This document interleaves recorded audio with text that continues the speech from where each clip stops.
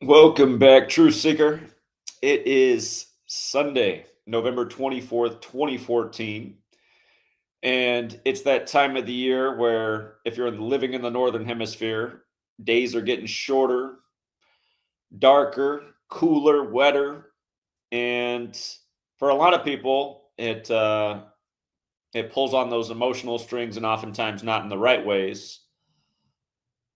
Uh, For example, two of the younger people in this community who are great contributors yesterday, living in different parts of the world, but going through similar things, just feeling kind of lonely and depressed and frustrated and underappreciated, and both talking about how they'd both rather be dead. And there's a lot of people that have these kind of feelings at this day and age for all kinds of reasons, but being a truth seeker, as we know, for all of us truth seekers, it can be very isolating, and it can also feel very curious to us. It's like, why are there so many people that are so opposed to looking into things or questioning mainstream narratives or being suspicious of a story that's spoon fed to them?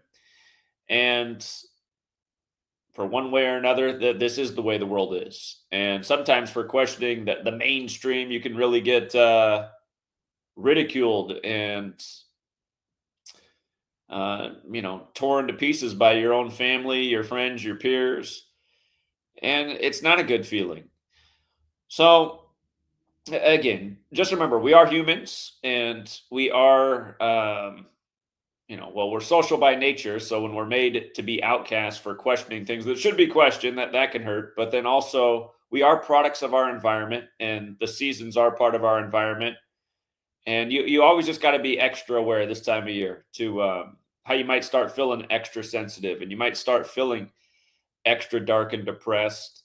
And if you're aware of it and you're anticipating it, you're probably going to be less susceptible to you know I guess letting it take you to the bottom. So for my two friends out there, and at least my two friends, trust me, I used to be your age, and I used to when I was your age. These two guys are just a year apart from each other as well, and one of them's coming up on their birthday. Um, their birthday is November 26th, so it's just on the cusp. But yeah, it's just again, instead of letting these things get the worst of you, let it build your character. And the other thing about both of these people that I'm talking about is they're both artistic people, and they do say that artists tend to be the more suicidal ones. My favorite author, Kurt Vonnegut, um, he tried to commit suicide at least one time. At least one time. I've read in other places that he tried numerous times. And again, I mean, he was an absolute truth seeker, and he had a love hate relationship with humanity. He's the same guy who just couldn't understand the way people were, but was the same guy that would only buy one stamp at the store at a time. So he would open the possibility that needing to go to the store every time he needed a stamp to just have another positive social interaction with someone. But again, for all of you guys who do feel lonely and isolated, again, you're not alone in feeling that way. And there are a lot of people in the world that feel just as you do right now. And in the social media age, people have never felt as isolated.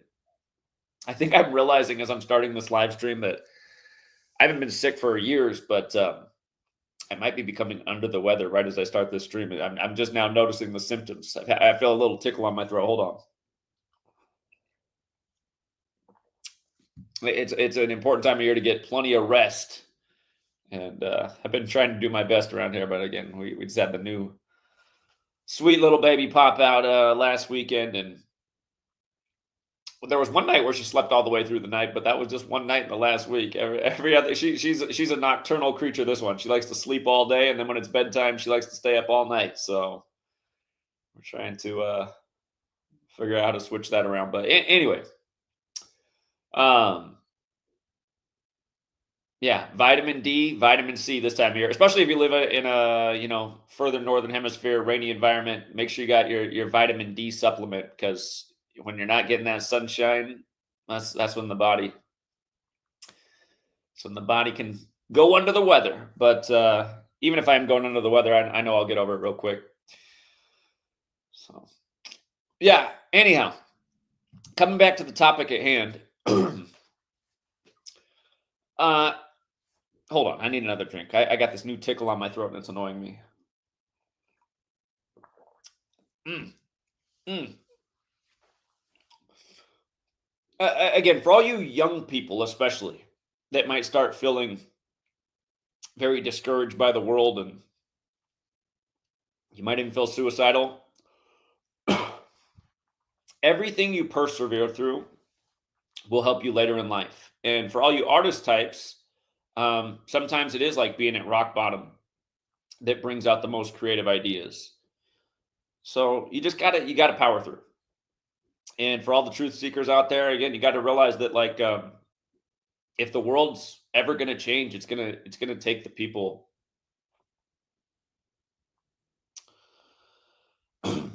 like us to make a difference. So we are valuable in that regard. In that regard, especially if even if we're not valued by our peers and our family for being who we are, that question things and try to bring awareness. It's it's a challenge of the times, but it is manageable to persevere. And yeah, I remember in my early 20s, I used to have the thought a lot. I used to think, man, it'd just be easier to be dead. Getting so tired of being ridiculed for pointing out the obvious. Why am I always the bad guy for pointing out the obvious? Again, I was 18 when 9/11 happened, and everyone made me out to be the bad guy for questioning it and pointing out that everything that didn't make sense. I was being totally logical, and everyone treated me like I was a total weirdo. Like, and again, just it's always the same thing. You go against mainstream narratives. The same stereotypes always come out of people's mouths. Same words, same phrases. You get called a schizophrenic. It's like, oh, I didn't know that questioning the mainstream media was schizophrenia. That's weird. Is that in the definition? Did you go to school for this? Um, Tinfoil hat, crackpot, kook. You know, if those things drag you down, instead of letting it drag you down, just let it thicken your skin. And a lot of people don't like the way I carry myself because I talk down about humanity. I mean, I wish I didn't have to do that, but they say you shouldn't build yourself up on the backs of other people. I don't exactly see it as that's what I do, um, but I do kind of see society as a bunch of dummies. And from having that opinion, it also helps me not be weighed down by listening to the constant chorus of the dummies. And some people think that makes me arrogant or wrong, but in a way, it can be useful to adopt that mentality. And I suppose it can be nicer, but you gotta call spades spades. And when you got a society of people that hate on the truth seekers and truth speakers and try to make you feel bad about yourself, I mean, again, you didn't cast the first stone. So to recognize that these people just aren't that smart and are part of a herd, uh, saying stereotypical things. I mean, I could say a lot worse things than call them a pack of dummies, and sometimes I do. But yeah, again, the world is a messed up place, and a lot of us who just want to exit stage early, it's just because we start feeling like it's futile to fight back. Again, having a perspective of the glass is half full. The way I keep it that way is I just always remind myself it wasn't always this way. The world was not always this way. So that means it doesn't always have to be this way. And then you got to think about how it got here, and kind of hard to say exactly how it got here. I mean, we got some ideas, but the point is, if it wasn't always this way, that means there's a way for it to not continue to always be this way. And I know that part of that equation is good people putting out enlightening information, speaking out, and changing other people's minds one day at a time. Or even, I mean, another thing is like there might be somebody out there who sees something that's wrong and they haven't found the courage yet to speak out and help become part of the solution. But then they come across you and you teach them a few more things and like, oh, this started to make a lot of sense. Okay, now I understand that. I knew something was wrong with that. And now they're in a position to be more of an educator and change more people's minds. And you also might have to adopt the mentality that the good work you're doing today, you might not see the benefits of it, or what you'd like to see happen in your lifetime, but just realizing that you might be drops in the bucket for something that's still centuries out, but hey, you helped build the groundwork for um, the change that was inevitable. But yeah, it is sad. It is sad to see these younger people going through the same types of things that a lot of us have gone through. And I think when you are in that teenage, early 20s phase, I think it's easier to end up feeling like that. Um, because yeah, I mean that's probably the age group where you're the most isolated from your peers. I don't think there's a whole lot of young people that are really looking into what's actually going on in the world. And you're that age group. You tend to be more about having a good time, partying, being with your friends, doing fun things. And again, like I always say to young people who are struggling um, with being aware of things going on in the world and then not finding anyone to talk to about it. I mean, you could say it's selling out, but you could also say it's just like maintaining your sanity. I had to do it in my early 20s. I just had to, for a while, play dumb, if you will, and just not talk about things and not think about things. Well, I probably still think about things, but just not talk about them with the people around me and just be around my friends and talk about the trivial things they were into, the sports game, the tabloid, the latest water cooler talk, who the cutest girls are in on the block, et cetera, et cetera. And I mean, that's what almost everyone else is doing. And again, as a human being, we are meant, at least on the average, to be social creatures and have friends and people to have conversations with and laugh with. And if this is all that's around you in your peer group, you might just have to slip into the level of thinking and conversation, not to feel so isolated and dark and depressed. And yeah, that was something I did for about, yeah, probably a couple of years of my early 20s. So, and I heard one of our friends who's going through a tough time saying he's never even been able to achieve that. But I don't see why you wouldn't be able to achieve that. I was listening, I was like, from what I know about you, I don't see why you wouldn't be able to achieve that. You're up on pop culture. You're well spoken. You're a talented artist yourself. I see all sorts of qualities that you could just mingle with people on a normal level, if you will. So don't shortchange yourself. And by the way, of the two young people I'm talking about that were both putting out messages yesterday about suicide, um, one of you is just way too hard on yourself. One of the two of you is just way too hard on yourself. And again, you're only in your early 20s. Sure, you might not have done this, and that you think you should have done by now, but again, you're only in your early 20s. And in 20 years, you're going to be how old I am, and I'm still not that old. And I'm guessing that in the next 20 years, everything that you think you should have accomplished, you'll more than have accomplished by then. So, yeah, there's just no sense in beating yourself up because you haven't met your life goals yet in your early 20s. And don't compare yourself to other people either. Don't worry about what other people have already accomplished and you feel like you should have accomplished. Tortoise in the hare, maybe you're looking at some other guy that's the same age as you who achieved everything you thought of, and you're looking and you're going like, I don't even get how he did it. He's not even as talented as I am. Absolutely true. Well, look at Lord Jamar right now, right? Lord Jamar is just having a field day going in on Diddy as a man who's approaching his 60s. because he's mad. He's mad that he's a more talented guy who never even had a record that went gold, and Diddy's got like what, like a gazillion platinum records, and is almost a no talent.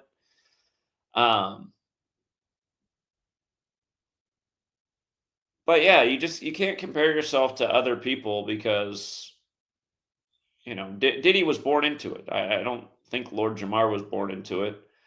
Lord Jamar, though, at age 56, has been picked up by the mainstream media for one of these black men for Trump. But I don't even really want to talk about that. I'm just making the point about how you can see that that's what he's doing at this age too. He's just mad. He's like, good. I like seeing this guy go down. He got way more than he ever deserved, and he's in the hater mindset.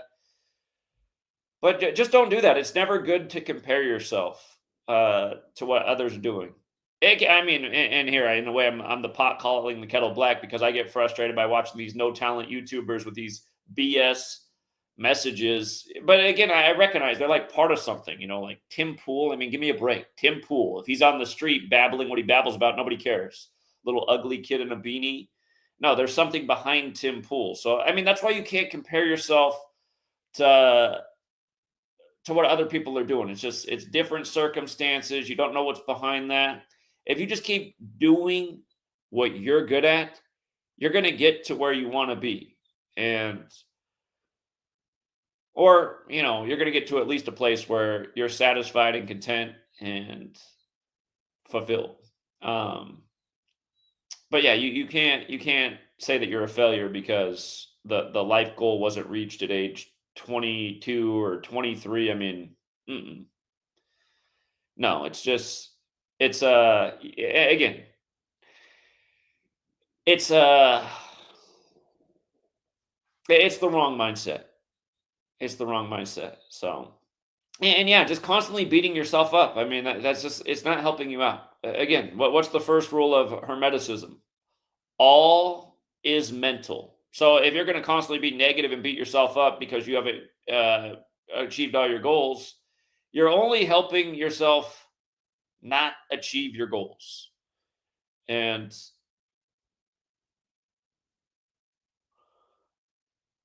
yeah, trust me, I get why you're frustrated, but uh, always like try and focus on the positive. You're in a really dark space. There's still something positive to focus on.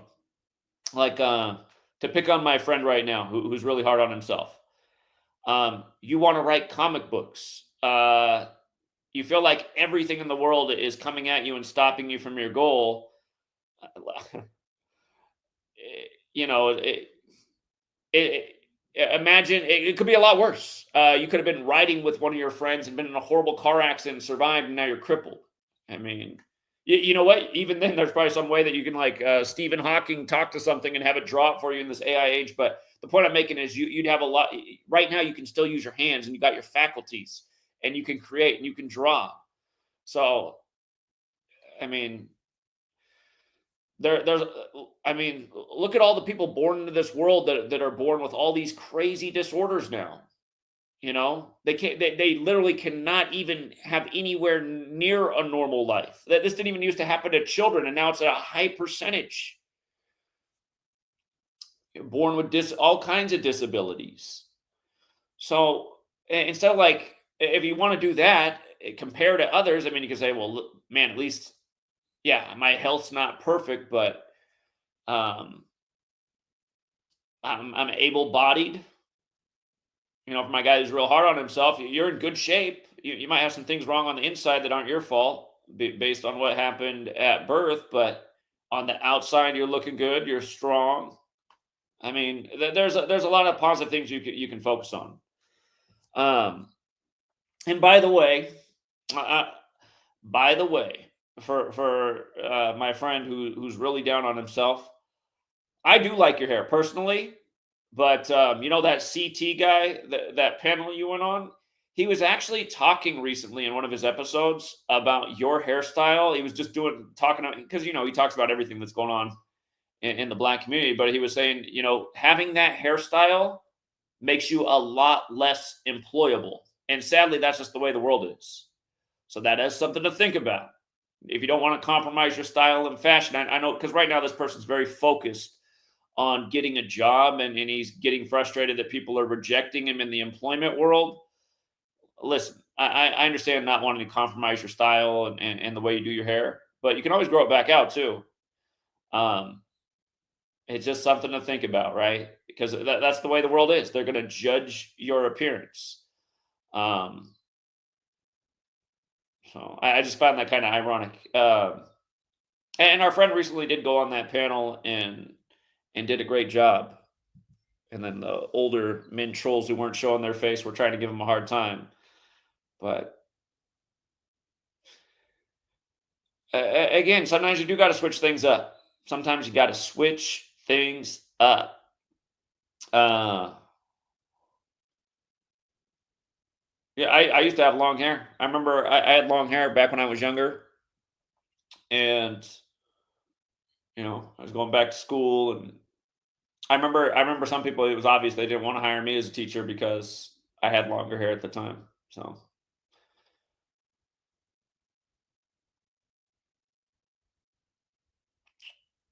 sometimes you just got to make little changes. But yeah, that one's up to you. And I'm not trying to pressure you into that one. I'm just saying that that actually could make the difference. Sadly, in this world, they like clean, neat haircuts, clean shaven.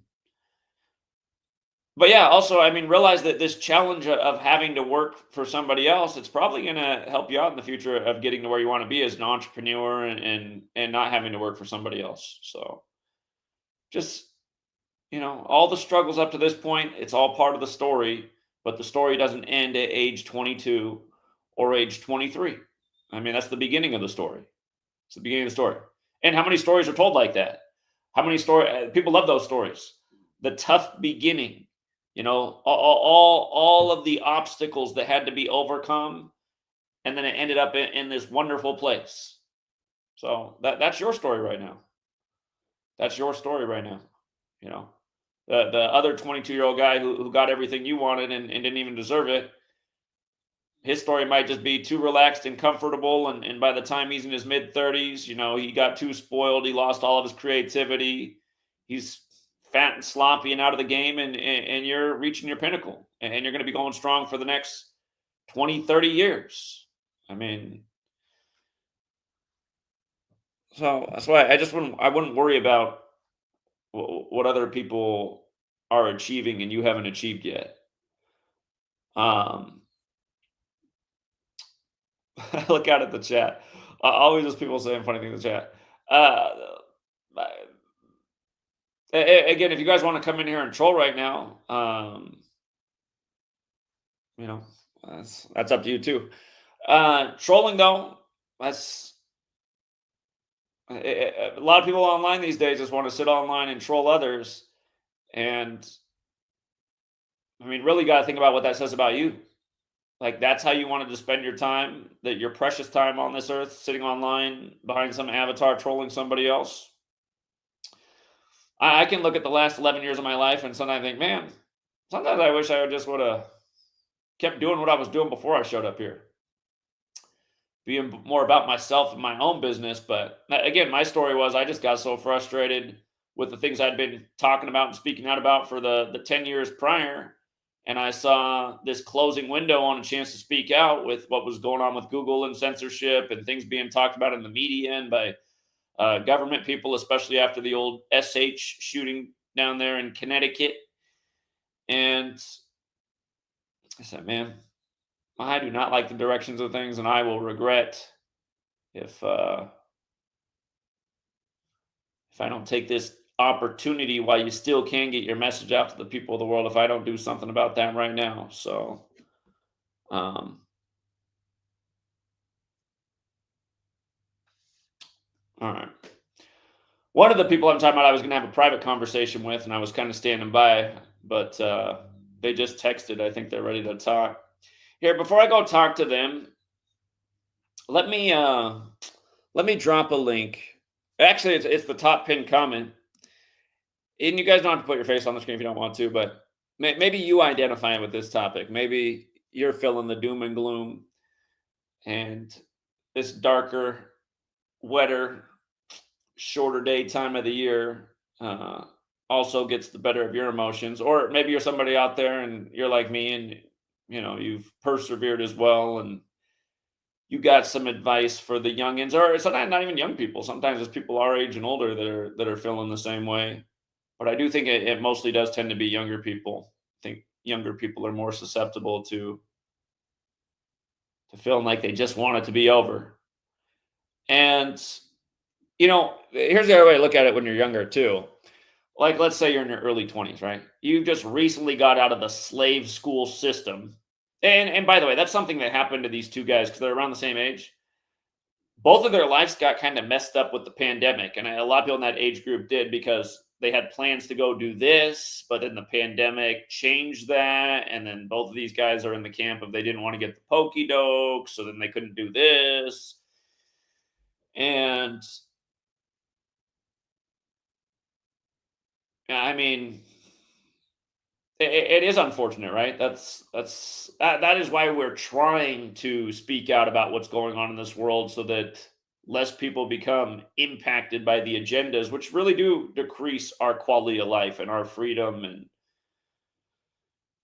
prosperity. And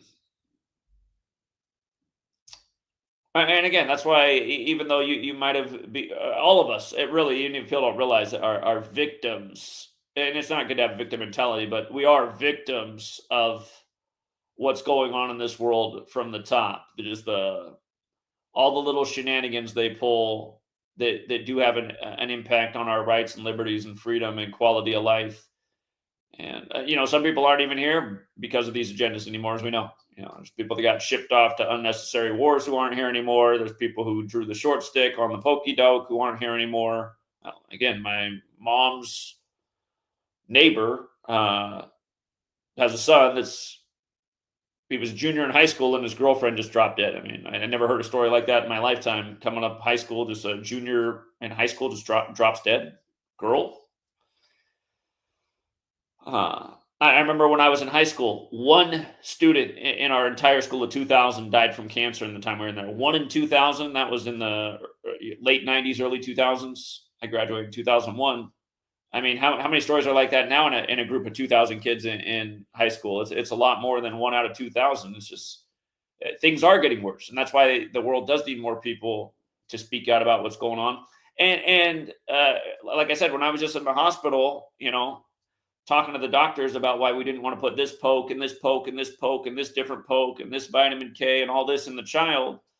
Um, that the encouraging thing about that was they sent in one doctor and talked to us, and he was agreeable. And he even said after the whole scandemic, he said, even his mind's changing and he's skeptical about things. And then they sent in another doctor who was kind of like trying to be like the closer to he at least wanted us to give the vitamin K shot.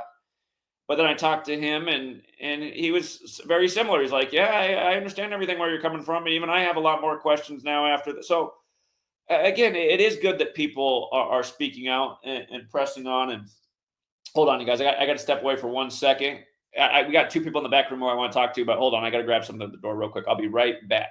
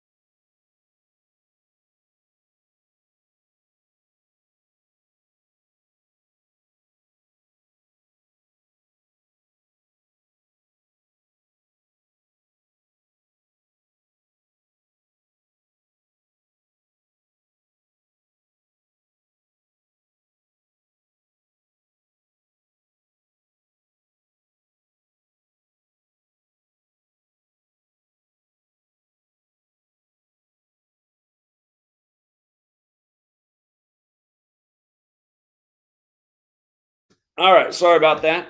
All right, we have well, Rick dropped out and came back in, so we got Rick, we got Jack Talcott, and then we got Trey. We'll go in order who came in. So, what's up, Rick? You wanted to add to the conversation? Oh, hold on, Rick, you're muted. Let me unmute you. You have to unmute yourself, actually. Do you see that mic button? You got to click on it.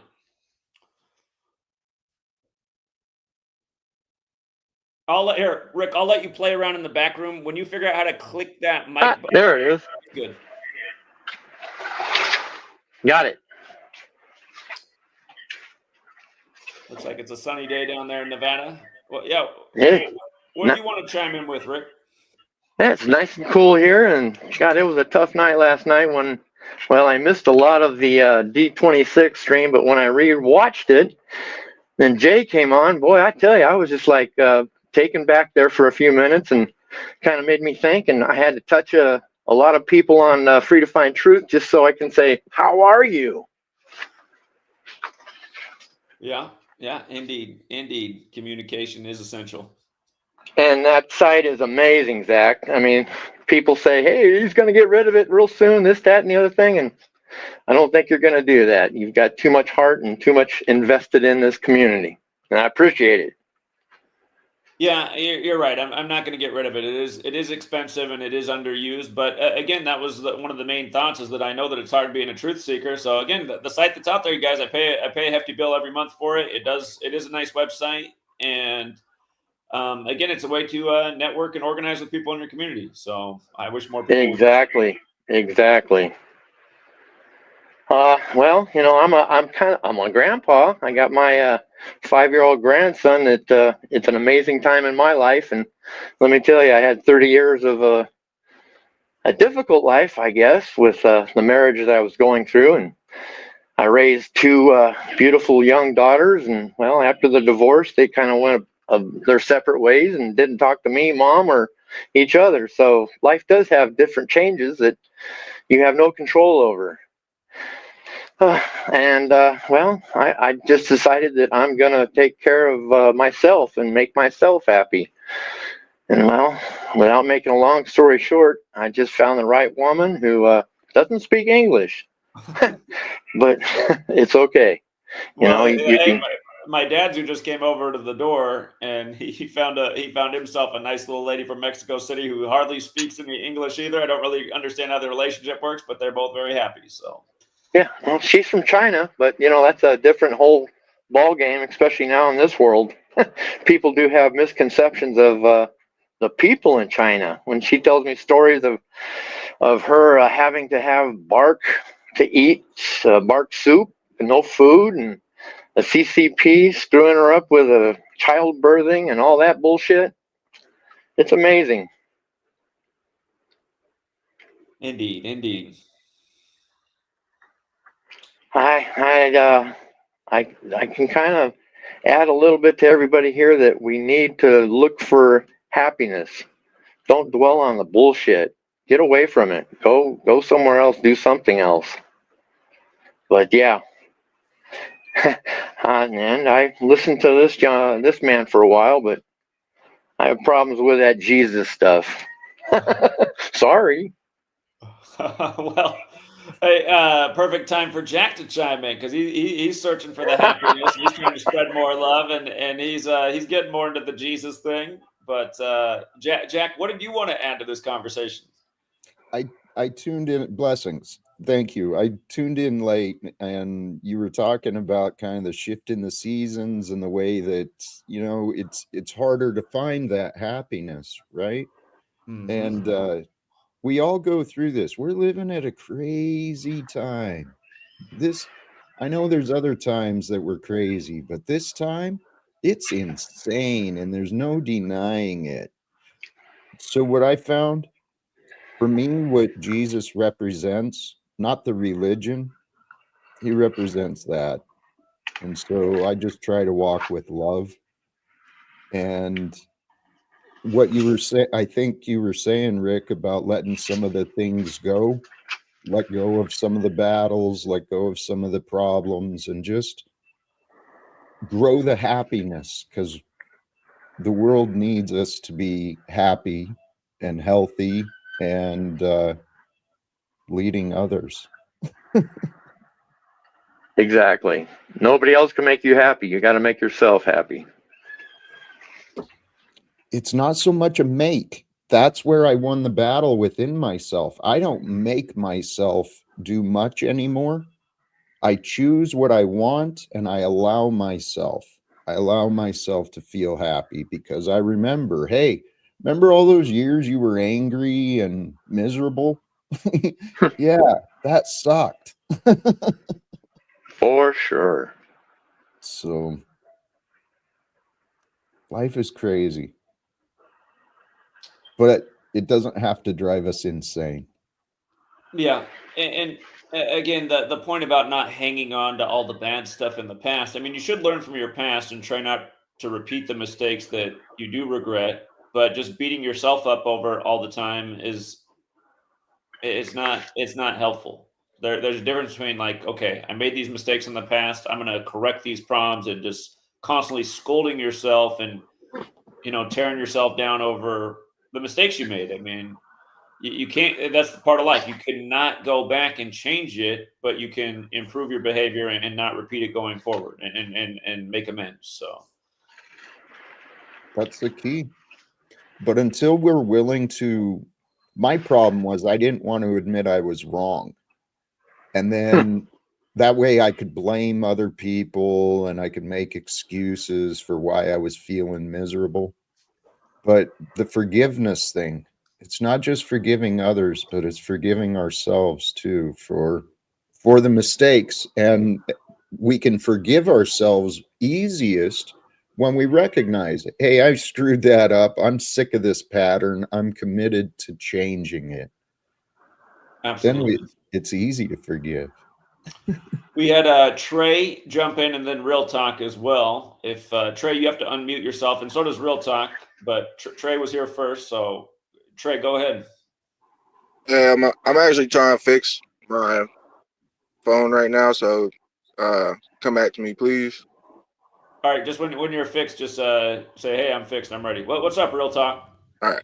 What's going on? Am I coming through? You're loud and clear. Awesome.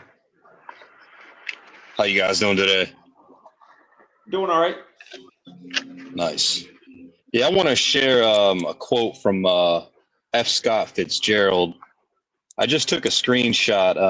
I'm always shouting out to Brennan O'Connell, and he plays this at the end of his streams. So let me get through this so the browser doesn't cut out, because sometimes when I switch screens on my phone, it will. But it's talking about the first-rate intelligence. And this has to do with our emotions. The test of a first-rate intelligence is the ability to hold two opposing ideas in the mind at the same time and still retain the ability to function. You know, most of us have heard of the term cognitive dissonance, and we know that a lot of people, especially in this country, suffer from it. But this is a form of cognitive dissonance that, like, allows you to survive. It's weird how F. Scott Fitzgerald breaks this down, but let me continue.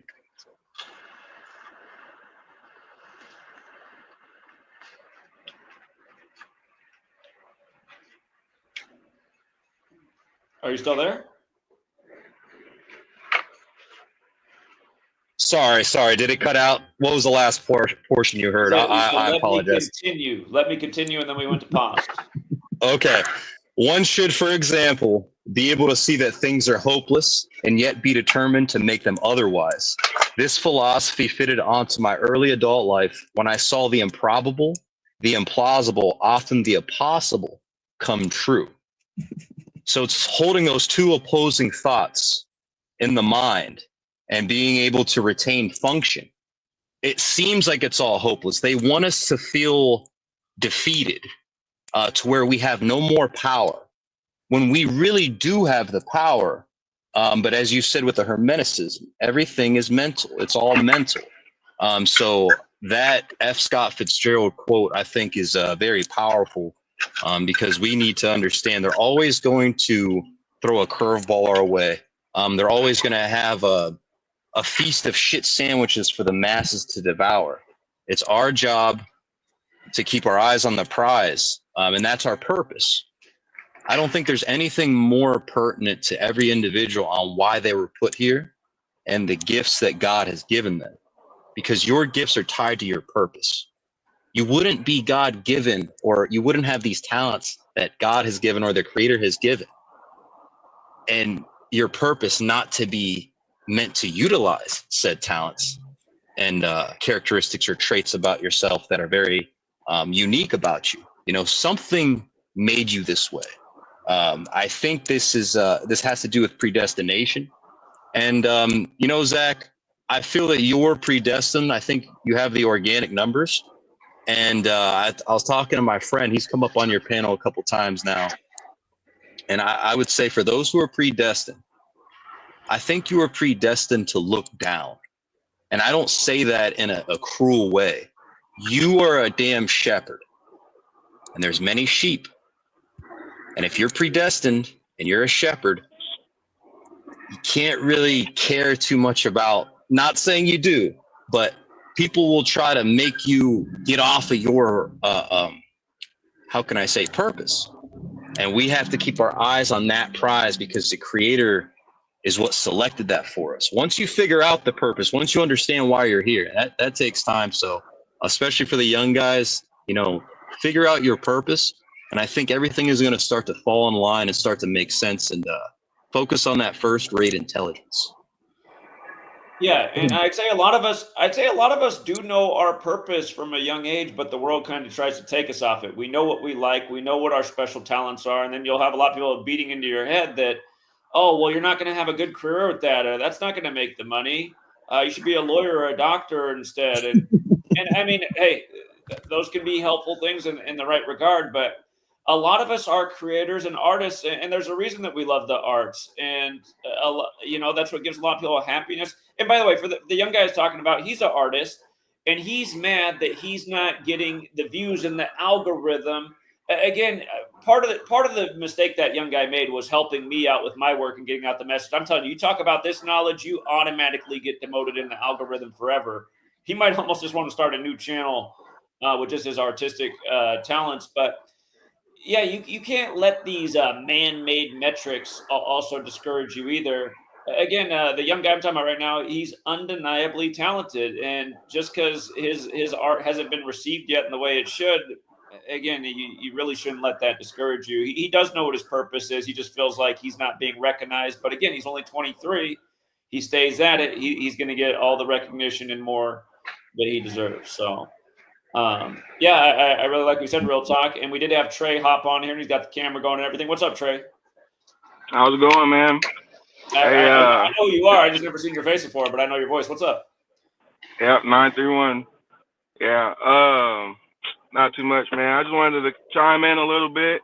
I'm actually glad Jack is here too, because remember I told you I was kind of mad I missed y'all last stream, man. But for right now, I just want to say that I'm probably like most everyone here on the fact that, you know, I got a real love-hate relationship with humanity and just everything that we're doing. And really, you know, if you're in tune to what's going on, I don't see how you're not. You know what I mean? Because it's just I don't see how you are okay with a lot of things we're doing, which kind of actually leans into what I wanted to say the last time you guys got live. And you guys were talking about, you know, what ideas do you have to fix everything, and, you know, what direction we should be going. And the one of the reasons I was mad was because I wanted to say, I've been preaching this for a long time, man. I think one of our probably most major issues is money. And you guys touched on it 3 times, but y'all didn't really go into depth. Like, I think that's it. We need to get rid of that shit. That shit needs to be gone. I agree. You know what I mean? And it's like Mr. Jack is saying, you know, it's all about love. And what we're doing is what we're doing is justifying everything we're doing for money and instead of with love. And it's just like it sickens me every single day to have to go work. I'm actually right now sitting in my car because I'm about to be Ubering, which I enjoy because I get to talk to people, and I put people on with you guys and stuff like that too. But it's just the fact that I have to go get this fake pieces of paper that have absolutely no value to human life, and it's just sick, man. It's like, and I do want to chime in real what quick. made me I just got to chime in real quick. If you guys are out there and need work, I mean, if you don't have a car, you're kind of out of. Well, they might still have a rental program. Driving Uber and Lyft is actually kind of fun if you're a social person. I did it for 3 months, and I really enjoyed it. I had a lot of great conversations, and I shared a lot of this information and got like real-time feedback. I shared this information with a lot of people in 3 months I did it, and I only had 2 negative responses. And one guy was just pissed off because I was talking about March Madness being rigged after his team got eliminated, and he slammed the door.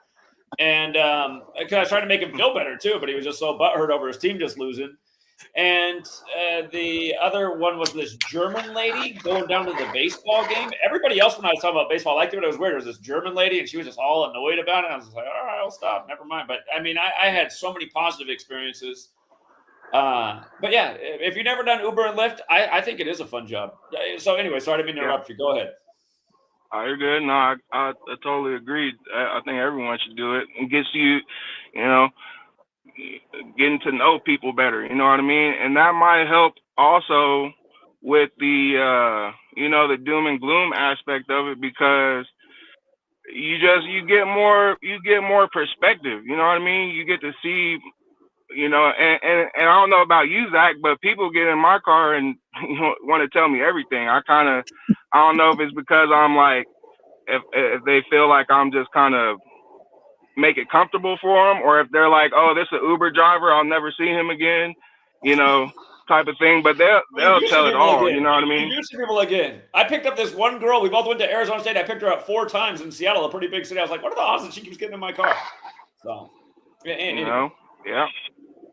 So, yeah, I think that might help also with the doom and gloom, so you can see, really what people are about, and you'll really understand, like, in general, we all want the same thing, man. We all really want to be happy and love each other and stuff. It's just, again, we got stupid shit like money, bringing people down, making them think evil shit, making them act in evil ways and stuff like that. And it's as simple as, the crab in the bucket thing. Like, that's evil in nature too, dragging each other down, trying to climb over on top of each other and stuff. But yeah, I wanted to bring that up because I talk to people about it all the time. It's just like, think about it like this, right? There's like so many people slaving 8, 10, 12-hour shifts, right? And again, like I said before, that all they're doing is justifying everything they're doing for money instead of love. When simultaneously we're literally taking care of each other. Like, I love to tell people that. When's the last time you ate a dollar bill? When's the last time you put a dollar bill over your head and it kept you warm and dry? Never. Everything you got is from your fellow human beings. Period. Point blank. So we gotta change things with love instead of monetary value. And but like, I get a lot of, not a lot, but I get some combat on that. But I just kind of break it down for them, like, again, people go do 8, 10-hour, 12-hour shifts, slaving away, usually can never get enough to survive, really, right? And Hey, you went mute, Trey. Somehow you mute. Well, it's his connection. Somehow your volume's. I might be going off. You came back. You can't hear me? No, now we can, No, but we- we lost probably the last 15, 20 seconds what you were saying. Well, I was just saying that basically, people are slaving away and overproducing everything that we're slaving away for. and a lot of the shit gets thrown away and doesn't even get used. Hey, And this is what I was. shit And you always hate that I wear they- the same clothes all the time. I read the book Affluenza, and it was a PBS documentary back in the 90s, and it was about just how consumerism is destroying the earth. Anyone who has Netflix right now, they just did like a brand new Affluenza. I think it's called Buy More. It's like one of the trending documentaries, but it's people from Amazon and Apple and the cell phones who really help market these things and make them viral and sell a ton of crap, now talking about how they regret how they see that they've literally destroyed the earth and created these unsustainable consumer patterns. Man, they part of the documentary shows the shores of Ghana. I guess that's one of the places that the earth sends a lot of trash to. The whole beach of Ghana is just like heaps of garbage and trash. It's sad to look at, but again, I mean, people live there. Right, and yeah, exactly. And I'm this is the and part I'm thinking more. I just want to say I did a video in 2015 called "The Message 2015," and my thought back then was I said all of us who like are sick of this world and all the consumerism and everything going on. I said what we should all do is we should pool our resources and rebuy Detroit, because you can literally get a house that's dilapidated for like between $1,000 and $10,000, and if you don't really have any mortgage to pay, you can use your labor and skills to fix up the house. And of course, this is pre-COVID with everything going through the roof in terms of materials. I mean, if you had the time and energy to fix up these places, you could. And then imagine that you rebuilt this neighborhood of people who were like-minded. I mean, not you rebuilt a city of people like-minded. It's like, okay, everybody moved here who had the same idea. They're sick of this like system and the nonstop consumerism and the slave grind.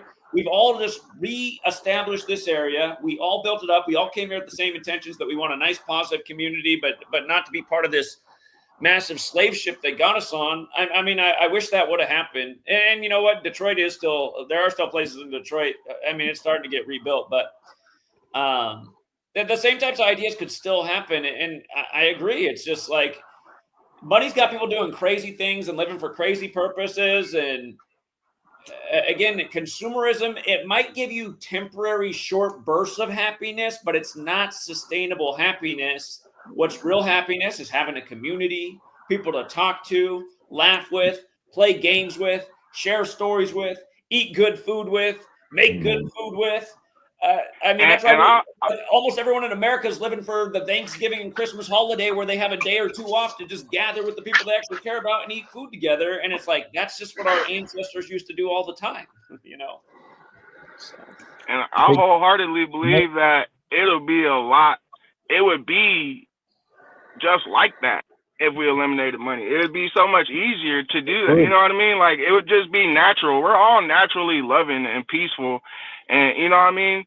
I believe, and you know, it's just a lot of people end up evil because of, again, the fucking system that we're in that's bullshitting us to hell. But just to finish what I was saying real quick, just, you know, again, we're overproducing everything and then throwing it away. They on the daily, they throw away tons and tons and tons of food, and there's homeless people starving to fucking death. Exactly. If you ever work for a catering company, look, catering. Go drive around your city. In the city of Seattle, there's probably 100 different catering things going on, and they're going to have a ton of extra food. And the policy is that you cannot feed the homeless people outside. And it's like, well, and then, you know, like restaurants and stuff, they'll throw it away and then they'll cut it open so homeless people can't go eat it, bro. They'll cut it open, and again, but a lot of them, I know they do that because of they can get sued. But again, there you go. There goes money, right? Yeah, fucking up shit. Like, but you know, go drive around your city. Go look at these car lots that have cars that's been sitting there for years. You know what I'm saying? We just people are slaving away for their fellow human beings not to be able to have something, and then simultaneously just grabbing people down, trying to climb over them. It's just like, you know, it's sick, man. But yeah, I'm in the same boat as a lot of you. I'm close to. I know one of the guys that you're talking about. I'm not gonna say his name because it sounds like you're not saying it. But you know, I pay attention to him too, and I'm relatively his age. I just turned 30 in September, so you know, luckily I got out of school. I went to college. I got out of school before all the pandemic and all that crap. so that didn't really affect me. I got little siblings that did get affected from that, so I know how it is. But yeah, I just want to say to everybody, really though, you know, stay strong. And the two things that keep me really pushing with it is, you know, like Mr. Talcott say, love, and then God for me, like the creator, right? I'm just like you, Zach. I don't really do the gender thing, and I don't know a whole lot, but I do know that I'm not no accident, and none of y'all are an accident, and nothing that we have here is an accident. Therefore, it was created by a higher power, and I do believe that that higher power is good. But at the same time, you know, a lot of people will say like, oh, but then why is it allowed death and stuff? I mean, we got free will, you know. They gave us free will, so we're doing with it what we will, and we're dropping the ball, you know. So we gotta get our stuff together, and us here, I believe, are, you know, the people that get the ball really rolling. So Indeed. with all that being said, I just want to say I love y'all all, and you know, just keep doing you and keep being great. Thanks, Trey. It's good to see your face, man. Yes, sir. Appreciate you. Yeah, thank you. All right, take care. And I see the man with the love sign in the background had his hand up, so I know he wanted to add on to the conversation. If I can jump in there, because everything he said is so true. When I looked at history, honestly, it wasn't color that divided us, gender that divided us. It was the amount of coin in the purse. Wealth has been the dividing factor from humanity from the beginning of time. And when I changed the way I saw money, I realized I was miserable in my life because I told myself there was no other choice than to do what I had to do to earn money. And what I wanted to offer, the idea of doing the Uber, this is the reality we live. We've got to do something to fit in and to be able to provide. But whatever job we've got, do it for the service, do it for the good that we're doing, not so much for the paycheck. That was the advice I wanted to offer. And the funny thing about this world is you can do that, and the problem is people, because there's so much dishonesty in the world and almost nobody trusts anybody, they think there's always got to be some catch. Oh, wait a minute. And again, that's why for people don't know, I was here every single day for over 5 years and didn't have a single ad, didn't have a single thing to sell, didn't try to raise any money because I was trying to show I'm just trying to get information into the world to change the world because I don't like what I see and I'm worried about where it's going. I want to show that my intentions were as pure as possible, but then people just start creating rumors. There's no way he could be here. There's something behind him funding him, and it's just like, nope. Well, what it was I was smart with my money. I had savings. And I did have a little side hustle going on at the time too to sustain, but it's just like even now I was watching people discuss my work and they're like, oh, his stuff that he does can't be that helpful because he only charges $5 a month, and it's the same thing I used to do for free. And it's like, well, the reason I charge $5 a month is because it's the next closest thing to free, and there was a point when I had to move and I couldn't do the side hustle and I had to find a way to sustain bills. And next thing I knew, I was blacklisted from my position as a teacher from the first book I wrote, and then I had feds coming to my house and harassing me. So I had to get, the reality is we all have to pay bills to an extent. To me, charging $5 a month you get 50 hours of work per month for $5. I mean, it's pretty great value. It's right there next to you. But it's just like the world, because of the top, that there's so much dishonesty, everyone starts looking at everyone suspiciously. And, but again, yeah, money. You take it out of the equation, it definitely can help things. And you know, P. Diddy, he's so in focus right now. He did have the song "More Money, More Problems," and there's absolute truth to that as well. But yeah, like Trey was also just saying, that was the same thing I realized. The world is like so abundant with everything. We don't really need any more things to be made in the world to have a roof over our heads or a vehicle to get around or a garment to wear. I mean, it's already all there. And again, the day that this grind to just keep up with consumerism and just buy another new thing, just to have a new thing, that if that game somehow ended, I think everybody would come to that conclusion, like, okay, wait, I don't need to be slaving away to buy something else to keep up with the Joneses or to show that I have the flashiest new phone or the nicest looking new garment. If these things were taken away from us, we'd probably go back to our what our ancestors were about, and just having community and good relationships and healthy families and healthy bodies. And it is hard to imagine how we go back to that, but somehow, some way, we got to get there. And like I said, even Netflix right now, they're trending documentaries actually about that subject. In a way, that's kind of encouraging. It's like, oh wow, they're putting something like that on Netflix. I didn't actually ever think I'd see anything like this, but that's a conversation starter. Rick, you've been so patient in the corner, and D26 hopped on. Oh, and Trey wants to come back on too. But Rick, did you want to add in anything? Not right now. Just go ahead. Can I say one more thing real fast? Of course, Trey. I just wanted to say too, I think another part of it is not having people next to you to be able to talk to, like us. I mean, we got the internet or whatever, especially when you go live. But I think connecting in person will help out a lot as well. So I also want to say I've heard some numbers that I'm near. I'm not going to say the city, but I'll say where I live. I live in Tennessee, in Crossville, Tennessee. It's smack in between Nashville and Knoxville. So if anybody, here wants to meet up and get to know each other better and, have these conversations in person, I would love that. I assume you guys would too. So reach out. I mean, I guess you can follow me on Instagram, hardwork_pays. Reach out to me there if you like. So yeah, that's all I wanted to say.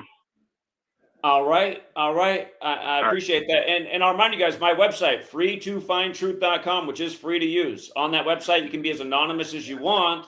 But the part of the thing is if you at least put your city in there, even if you don't want to use your real name, then it allows people on the website to see, like, oh, who else is in my city? And then send a message, try to network somehow, realize, oh, there's another truth seeker out here who must be into somewhat similar things.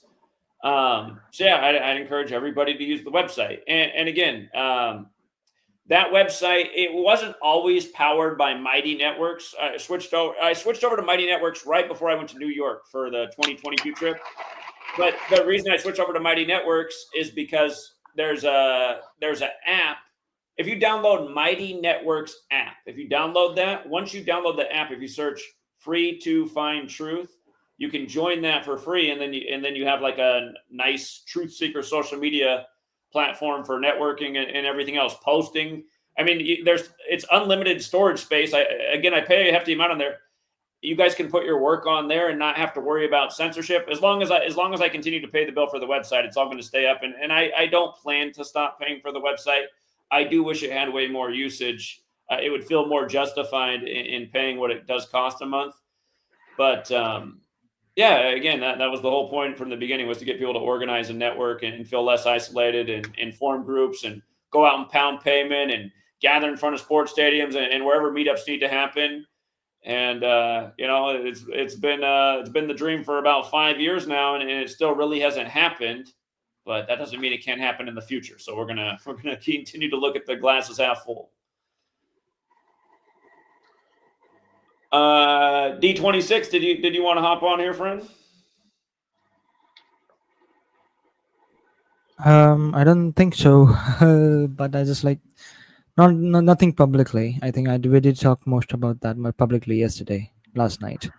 Okay. So I'll stay around for a few minutes. I think you got the message on the private chat. Yeah, I'll give you a call after the stream. Absolutely. It's just want to stay around, like how much time. Just want to see how much time it will take, because I just hope that nobody sees me. At least it's only me and my dad right now. So I just hope he doesn't see me, that I'm still talking. So hopefully. Okay. When would be a good time to contact you? Anytime, as soon as possible. I just don't want you to end the stream, because the stream is going good and I don't want to end it. So as naturally as it ends, we will talk. Okay. Sounds good. And my apologies because I didn't. There was an entire issue with the. I don't know. I didn't get the notifications for some reasons, and I don't know yet. As soon as I got the notification, and if you think you're the only person who has problem with technology, I think include myself with that, because it took me 15 minutes to figure out why the mic is not working. I'm using. Actually, you know what? I'll just show myself. I'm using this mic. If this is visible, so it took me 15 minutes just to do the settings correct, and yeah, just getting it out of my cupboard, my shelf, and setting it up. It took me 5 minutes, but it took me 15 minutes just to get the settings right. So I hope this is a better voice than yesterday. It sounds good. All right, so I'll join around as soon as the stream ends, but I'll be there in the background just listening. If there's anything I could add valuable, I will chime in. All right, sounds good. Thank you. Okay. Well, we got real talk in the background. I don't know if you wanted to add anything else in. Yeah, definitely. I think it's a healthy exercise to define love, because what this world, you could say the consumeristic, pagan holiday-based Western world, what it has emphasized is love is a transaction. Yeah, gift giving. I would like to define unconditional love and then transactional love. Unconditional love, like you'll hear a mother say she'll love her son unconditionally, or a father, I'll love my daughter unconditionally. But what if that father or what if that daughter or son did something completely heinous that like that parent could never, side with the child based off of what they did? In that moment, they don't love their child. So what truly is unconditional love? I would like to say that it's passing on logic, wisdom, knowledge, and understanding. Because that logic, wisdom, knowledge, and understanding, say gematria, it can be passed on. And the moment in which you are spreading that unconditional love, Zach, they can take that unconditional love and they can use it from condition to condition, from news headline to news headline. Unconditional love is based in logic, wisdom, knowledge, and understanding, because that is truly what can be taken from condition to condition, no matter what the circumstances. And that's one thing. Like, we have these pagan holidays. We have so much gift giving wrapped up in those. It's like they have objectified human life, number one.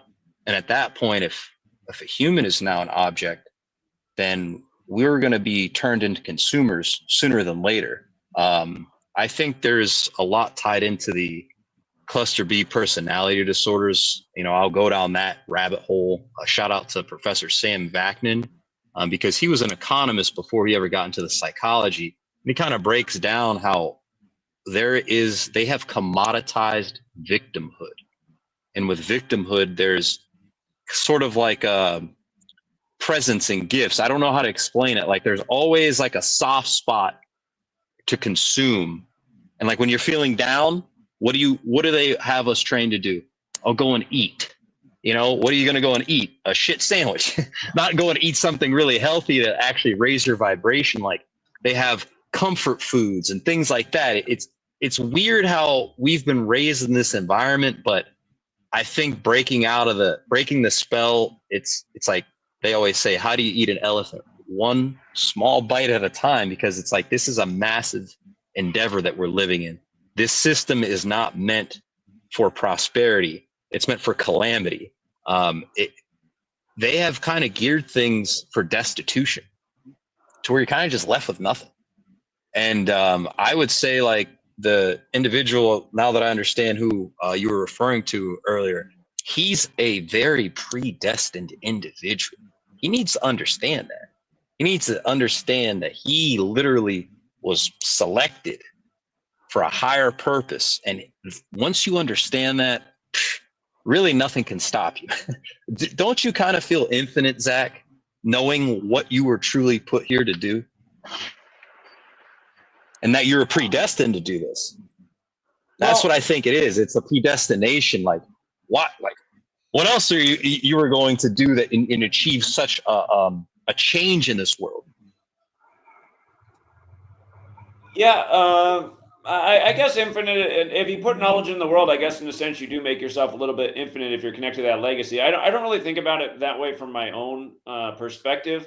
Going back to your original thought about what is love, I agree with the things you said.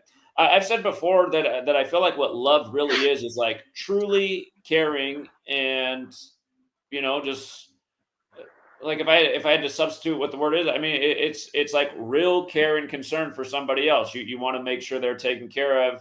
You want them to do their best. You want them to have the best information in the world so that they can make the best life for themselves. And again, people would say there's a lack of love in the world. You could also say there's a lack of care in the world. And again, I was trying to show without a shadow of a doubt that I was here because I cared about what was going on in the world, and I wanted people to have more knowledge and information to improve their position in the world and not be manipulated by the forces that are manipulating so many. And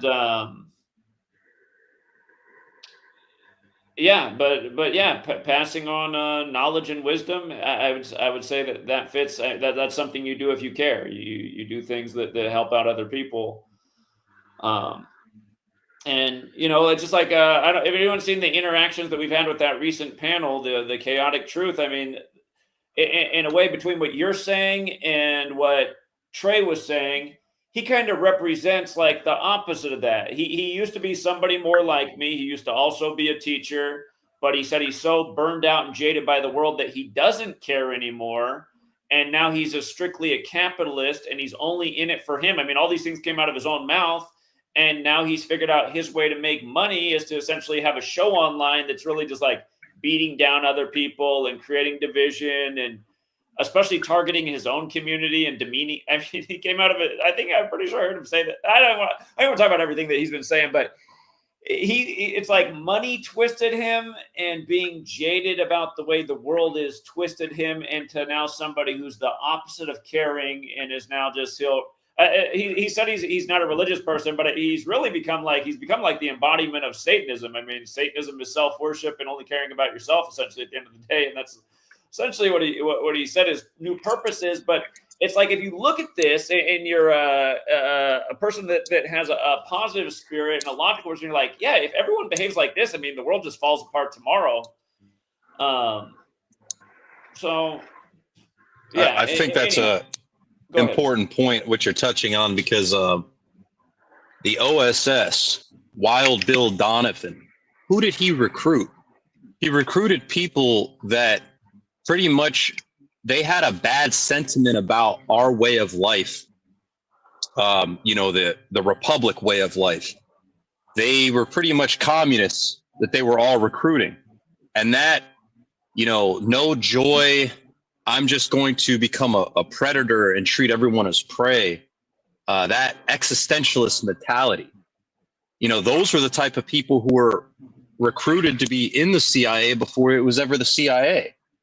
So it's those type of avenues and hangouts that they really want on this platform for people to get behind someone who is just pretty much lost all the ability to connect with a human being. Lost all empathy. He really can't put himself in someone else's shoes because now he's a predator. And that nature, you can't. Does a predator have empathy? Does a psychopath have empathy? It might be cold empathy, but not in their nature. It's they can't put themselves in someone's shoes. So it doesn't really matter how bad the world gets. You should, and a friend of mine, we've talked about this. There's three things that kind of run in parallel. That's empathy, morality, and cordiality. And if you need to understand, like the type of person that you mentioned with his stream CT, if you want to understand whether you can be cordial with that person, you need to understand, do I share any sort of empathy with this person? Can they put themselves in my shoes, and can I put myself in their shoes? And if you you can't understand his perspective, CT, why he's doing what he's doing. It just doesn't make any sense. It's like, I can't really empathize with that. And if he can't empathize with you wanting to do good and spread light and knowledge and always keep positive, then you really can't empathize with him. So if you can't share empathy and if there's no human connection, you're really not going to ever share the same morals. And if you can't share the same morals, what's the point of being cordial with a turd like that? Hold on, connect with them. Hold on, I got to rewind. Now, Sure. he is honest about how he got. I've been on his panel now talking to him, and at one point it came out of his mouth that part of the reason he got jaded as a human being is because he's a smaller person. He communicated that he's somewhere close to, as a man, around the height of 5'2", a little bit taller than that. Oh, no, And, he's 5'6". You didn't know that? 5'6"? Okay, he communicated he was a smaller man. He said he was a little bit bigger than 5'2". Yeah, but he just made it someone in his chat made it a huge emphasis to let everybody know that he's 5'6", and I just started busting out laughing. I was like, "Come on, man!" It's funny because chaotic truth equals 56. But again, he was talking about kind of you're getting the sentiment that he's dealt with bullying because of this. I mean, if you're a smaller guy, you're going to get bullied and made fun of. That's part of our culture. Him and I are the same age, and again, that's kind of the sign too of like when we're mean to people, because he's told the story of how he used to be a different person. He used to care more about the world, and he wasn't like this.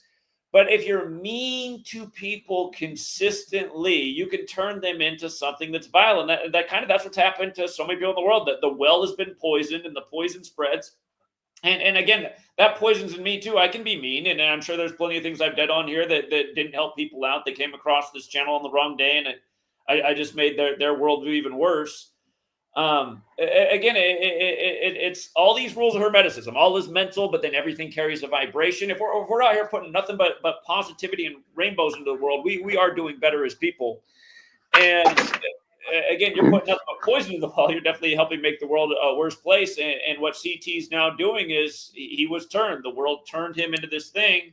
And what he's doing right now is, I mean, it's, I think anyone with any sense realizes it's pretty gross. And he said he's like, yeah, I am solely in this for money now. It's all I care about. I'm getting paid to do this. And again, that's that money's the root of all evil, and money's got people doing insane things for insane purposes. And again, you take away this money thing, I don't think CT's doing what he's doing, and a lot of people who know they're doing bad in the world, I think they stopped doing it too, because now there's no perceived gain from what they're doing. And anyhow, I'll pass the mic back. Yeah, I'm going to end on this point, and this is going back to a lecture that Professor Sam Vaknin did, and he pretty much said the narcissist is looking for company. We've always heard the saying, hurt people, the abused becomes the abuser, so on and so forth. How about the victim becomes the victimizer? Just because you were victimized and just because you went through some sort of trauma does not mean that in your wake there needs to be a bunch of victims behind you. It just doesn't make any sense. Like you can't carry yourself, because it's as if there's no redemption. There's no coming back. I am this, and I'll never be any better than what the world declared as my ceiling. And that's what I was talking about, infinite. When you're a victim, the victim mind state, it's like you're declaring that my ceiling is only this high. And once this system gets you to subjectively, which is mental enslavement, to subjectively say, hey, this is as high as I'm going to go, you're defeated at that point. You have these bounds in which you have to play in. Just look at some of the short people in the past that have been prominent and have made a difference in the world. You think that height has always been an issue. Women have called that an attractive thing, and it's all about nature and biology. Just the genes. This is a natural thing. Did that stop people in the past? I don't think Tesla was a tall guy. Did that stop him from breakthroughs? It's like, come on now. Like, you can't let whatever the outside world dictate as your ceiling, because then you're always going to cut yourself short. And if now you have a short ceiling, now you want to make sure other people have short ceilings. He wants his audience to have a short ceiling like he does, so they can be defeated as well. And crabs in a barrel, as the gentleman spoke about earlier, it's like, I really hope that, you know, he doesn't suffer from maybe a personality disorder, but like you can get help, you know. I know this is the last part. The therapy that has been proven to actually work, because they say with the narcissist, it's a death sentence. It's known as cold therapy. And Professor Sam Vaknin, I believe he came up with it or pioneered, but it challenges the grandiosity because there's a grandiose shell that keeps these people feeling special, even though they haven't done anything special. So that's just another shout out to him, because I think it's really powerful. Trauma in early childhood, or early development, it can lead to psychological issues. And I think if we understand the mental, number one, then we can start to understand how to unfuck ourselves, because this system, it was meant for us not to have it an easy way out. It was meant to be torturous. It was meant for us to suffer. So I'm just going to leave with that. But thanks for the time, man. And always good streams. This is a great topic and a great conversation to have. And shout out to the individual that, you know, I think you're starting the stream about, because like he's really been like consistent no matter what has happened. I know like he's had ups and downs, but for him to keep fighting for the truth, he's got a fire. And I don't care what he thinks. Your fire ain't going out, man. Like, you're in it for the win, bro. You know what I'm saying? He's a winner here. Yeah. Like I know for a fact. D26. So I appreciate it. Yes. Indeed. Yeah, everything was really well said, real talk. You're very well spoken. And do you have your own YouTube channel? Kind of. I you know me as a different name. I'm not gonna dox myself. I met you in Seattle in March 2021. You know who I am. So I gotta come out to Washington, because there's a second half of this story that's crazy. People want to talk about the organic side. I've got quite the organic side, and I think you're the first person I need to share this with, because man, it's scary, but hey, it's all for a reason. Indeed. All right, man. Well, I appreciate you, and thanks for everything you contributed. Definitely. You guys have a great day. Yeah, you too. Take care. Peace. All right. Evan hopped on. Rick's been patient. Rick, did you want to add anything before Evan goes? I'm loving it. I'm loving it. All right. Well, you just let us know if you do want to add anything on. What's up, Evan? Hey there, I'm good. I've been just listening in. I also listened to a bit of the conversation that you and D26 had yesterday. I wanted to add in a few thoughts. The first thing is, you had the guy on that was talking about his what's it called, Uber driving experience, and something that I do that's kind of similar, but also not really that similar to Uber. So just to set the scene for a bit, for like 3 or 4 years, I didn't have a car because I just didn't really need it, and I felt it was too much of a hassle. But then I got into grad school, and in order to get there, I had to drive there. You couldn't take transit there; it was too far to bike there or anything. So I got a car, and I only use the car like during the week a couple times. And there's this thing that you can do. It's called Turo, where you rent your car out to like anyone, and they can just they can drive it for however long, and as long as they return it on time and stuff. But this kind of ties back into the idea of trusting people, because when I said I was going to rent my car out on Turo, a lot of my friends were like, "Well, you like trust people to like take care of your car?" And I'm like, "Well, yeah, I do." And they also, I mean, depending on how often you rent it out per month, it could be enough to pay off the insurance payment for that month. So it can be a moneymaker depending on how often you rent it out. And you're also just kind of letting people kind of share your resource. And also another thing that I heard in the your talk with D26 yesterday, I think D26, you're talking about how you get along with older people better than kind of people your own age. I definitely feel the same way. I noticed ever since I was in college, it seems like my best friends are like somewhere between like 3 and 6 years older than me. I don't know why that's the case, but I think it is. I don't know if that really means anything, but I think it is what it is. It goes to show that you kind of maybe you're built different emotionally, and maybe you're a little emotionally stronger or something like that. Let's see, do I have anything else to add? Oh, and you also, the last thing you were talking about, money and how it's kind of corrupted society. And I've noticed in my extended family, there have been a couple of divorces, and I would say the primary cause of those divorces, even though they're well-off families, is money. Either one of the partners didn't make enough, something like that. But it just goes to show that that's even in the kind of the well-off families, it's not they're not shaping out to be what it used to be. Yeah.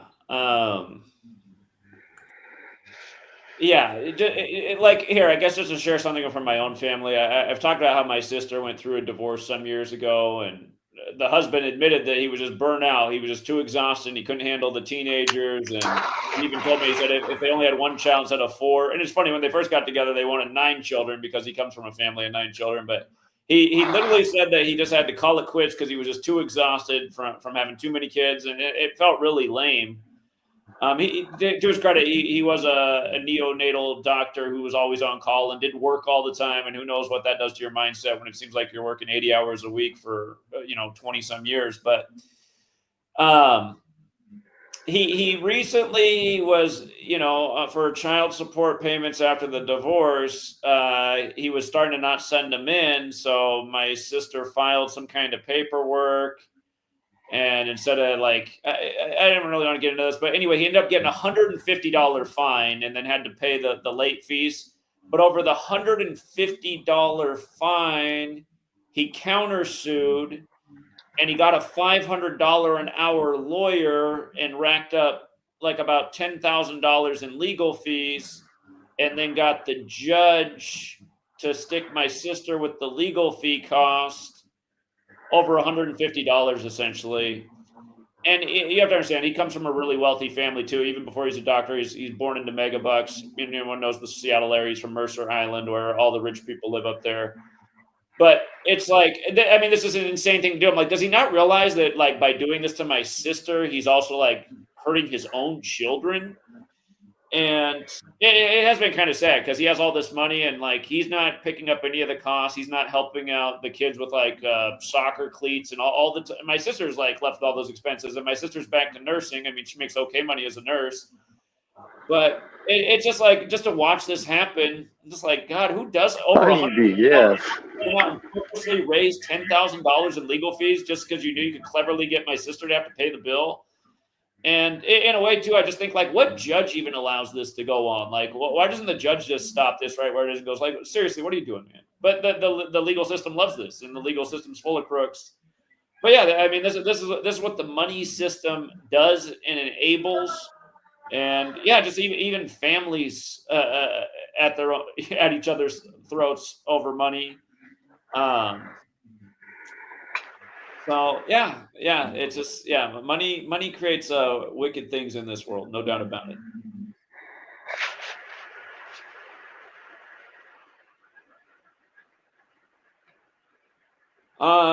Did anybody else want to chime in with anything? We got a little bit off the topic. We got away from persevering through feelings of isolation and loneliness and depression and suicide, and we gravitated into money, which somehow, some way does play on all these things. Did you want to add something, Mr. Rick James? Okay, I will.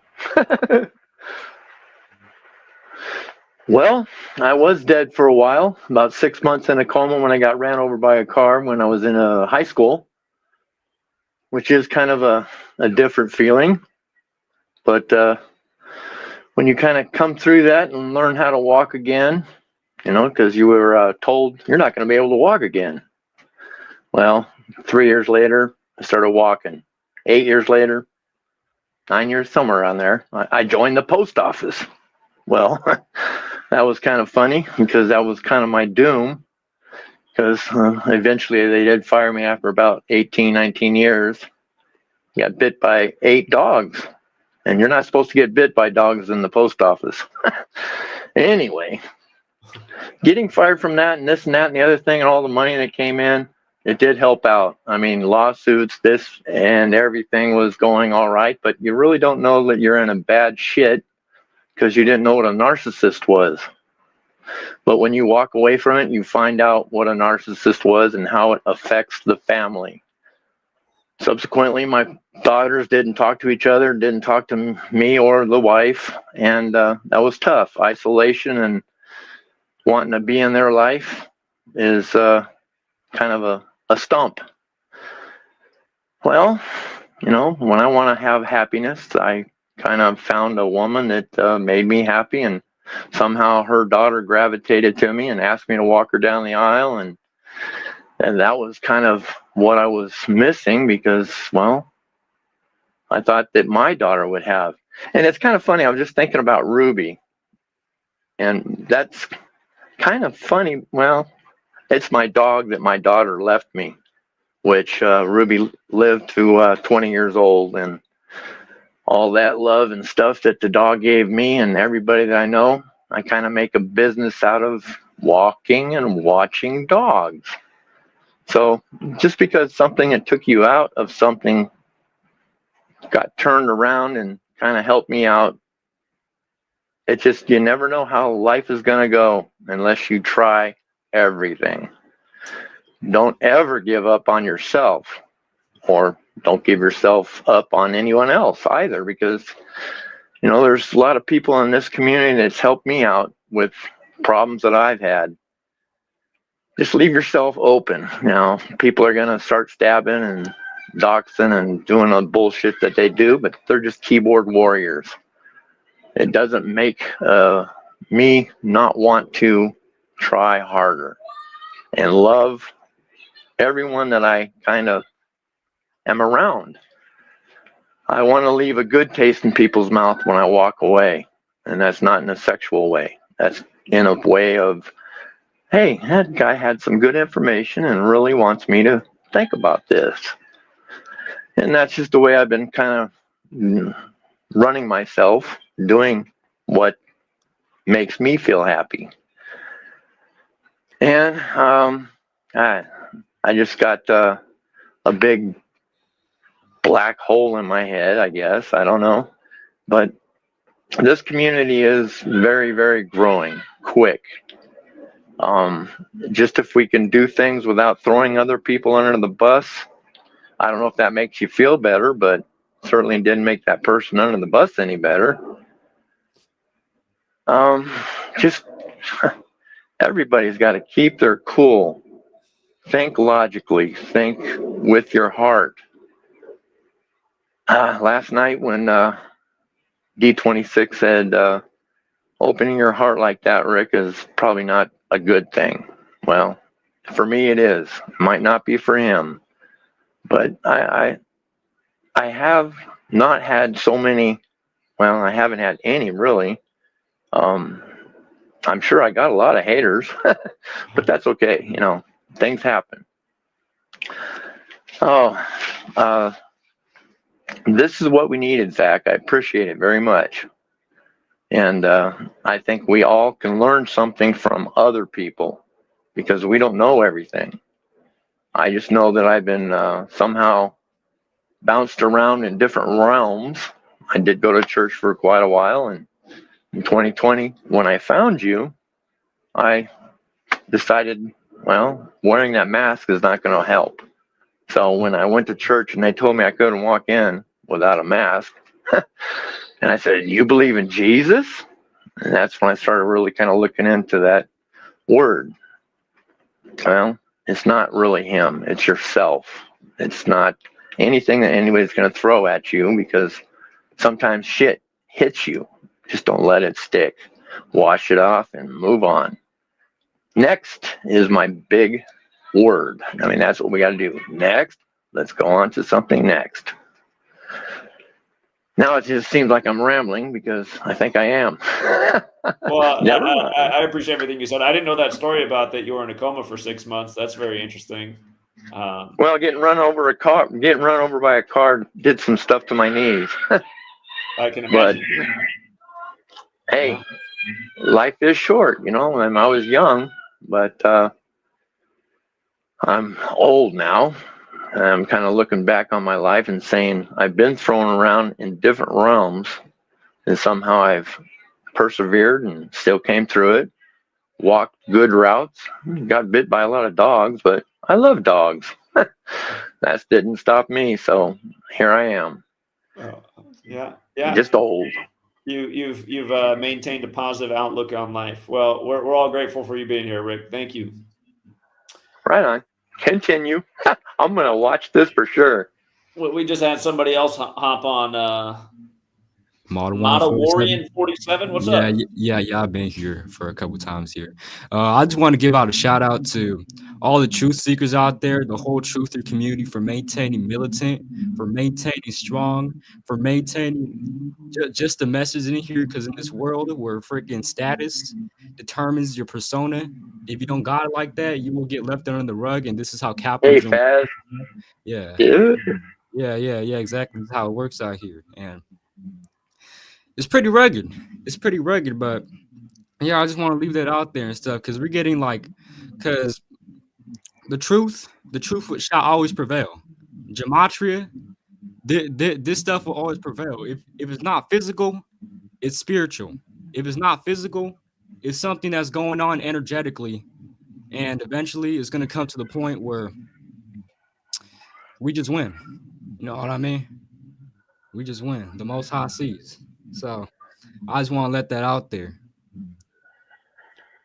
I appreciate that. Yeah, I think that's the perfect mindset, and recognizing why we are here and doing what we're doing, and how important it is. And again, for all the young people out there that are helping out with the cause but getting burned out by society, you just got to learn how to persevere and to tune out your detractors. Yeah, just maintaining a strong-willed mindset to just deal with it. Seeing different freaking things to overcome. So there's just a lot of distractions. There's just a lot of things that will get you under the pivot and stuff. So under that thing.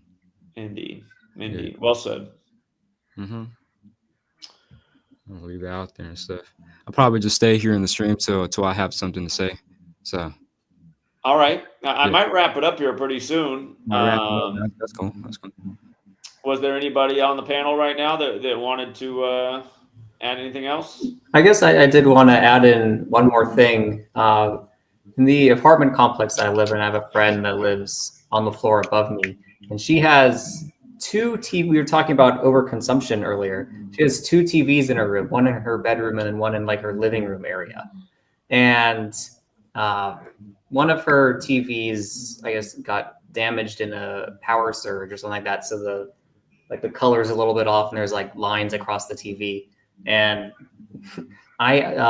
she got a new TV, and I inherited the broken TV. So now I didn't have a TV in my room before, but now I do. It's kind of broken, but whatever, it works. It's fine. But the point is, why do you need two TVs in your room? Or why do you even need a TV in your room at all? In the same room. That's crazy. I remember seeing something, I don't remember the exact stats, but they talk about how many trees they have to cut down just to make one TV or one computer. It's kind of terrifying. Yeah. Again, I've talked about this in the past. I was very inspired by the book and PBS series when I was younger, Affluenza, about consumerism and how destructive it ultimately is, not only for ourselves, but the earth. And like I said, right now on Netflix, one of the top trending things is the show about overconsumption. And it is interesting to watch. If you guys haven't seen it, one of the main people speaking on it is a woman who kind of revolutionized Amazon's shopping mechanism to make people buy more than they needed. And at the time, she wasn't thinking about destruction of the earth. She was just thinking about how much money she was making off designing this technology and figuring out ways to manipulate people's consumption habits. And again, if you haven't watched the show, it's people like her and former CEO of Adidas and the guy who invented FaceTime for Apple to help them sell and market new phones each year. And they're all talking about we did these things for material gain. And now I kind of look and say, oh my God, I've really helped destroy the earth. and just a lot of footage of what's going on where all this trash is shipped to. And one of the most depressing things to see is just what's happened to Ghana. It's just unbelievable how much garbage is on their beaches, because that's one of the places in the world that apparently they're taking and dumping trash off the coast of Ghana. And it's just, God, I mean. So, yeah, and you know, I always have people come in here and make fun of the fact that I'm usually wearing one of 3 sweatshirts, but I've said these things from the beginning that, like, I'm trying to model, like, not being the stereotypical human being, not being about overconsumption. I can wash my 3 hoodies, and people always make fun of this hoodie, but this was sent to me by a truth seeker after Chris Cornell died. And it is the Jesuit sun around Chris Cornell's face. Chris Cornell, born on the 201st day of the year, supposedly committed suicide. I don't believe that for a second. That pretty rocket everywhere. But like again, I'm the anti-consumer. You don't need a million different garments, and I understand why people do it. Yeah, that appeals to a lot of people, and you know, you're trying to be that guy at the club in the flashiest suit to pick up the girl that's into that. I understand that, but at the end of the day, if you're the idea of entertaining 2 ideas, okay, do I put on the flashiest suit to go pick up to the girl so I can put another notch in my belt tonight because I know how this game works? Yeah, I need the new BMW too because that's going to help with the whole game. That's one idea, but then the other idea is like, man, do I need to be putting another notch in my belt tonight? Do I like what is the downside of buying all these clothes? Is this outfit going to end up on the coast of Ghana? How many? I mean, a sad scene in this thing is they cut open a fish from right there and they open up its belly and it's nothing but plastic all inside this fish. All that's in its stomach is plastic. And you're seeing all these stories all the time about all the fish winding up dead on the sea. That's why, because they all came through a school of fish and they fed on all the plastic and then they died. So, yeah, I mean, that's the other side of like, okay, I can be this person. I'm in the material. I'm in the possessions. I'm into getting laid and like, and put it. Or I'm like, okay, I'm trying to be the spiritually sound person and preserve the earth. And instead, I'm going to go to the library in my, you know, one of my 3 fleeces that I own in my closet because I'm a humble dude. And I'm going to find the cute, nerdy bookworm chick and, you know, maybe start a family. One of those things really is more righteous. And yeah, I started trying to be the more righteous person in my early 20s. I mean, you got to weigh the consequences of your actions, and we really should live for more than our own selfish and personal gain. And we should think about what our actions are actually doing, not only to ourselves but the people around us and the place that we call home, Earth. And again, because we live in this material, money-based world, I mean, you watch that documentary, they get into the lawyers that have created all the rules, so you can't even like repair your own computer devices, and these companies have made it illegal, and because they want you to buy a new one, they don't want you to fix it, and it's just like it just reminds me of when I was in business school at Arizona State.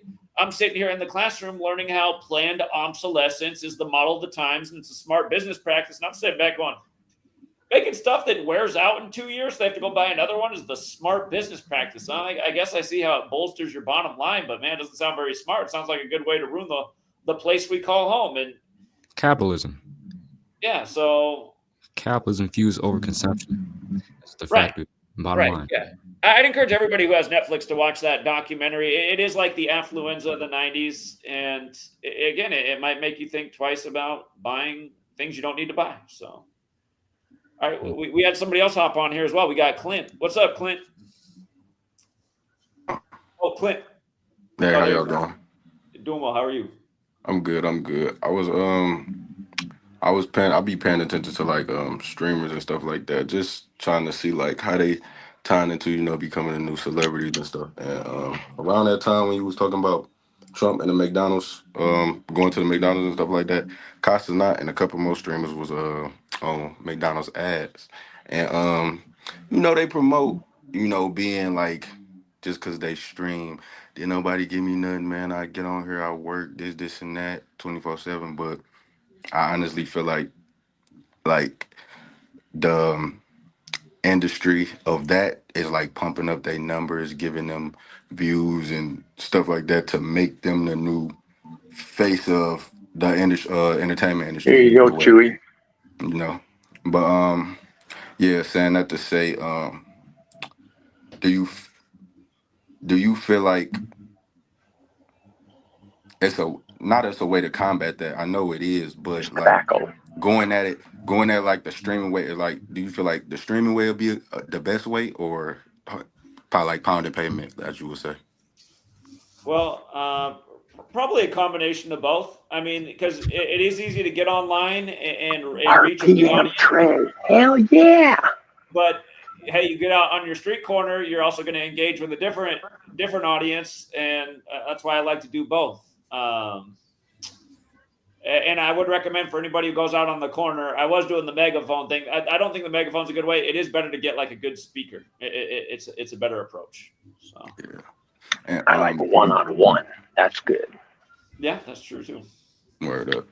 And as far as like healing wise, have you ever heard of this dude called Yaki Awaken?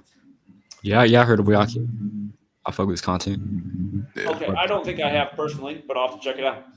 Yeah, he a herbalist.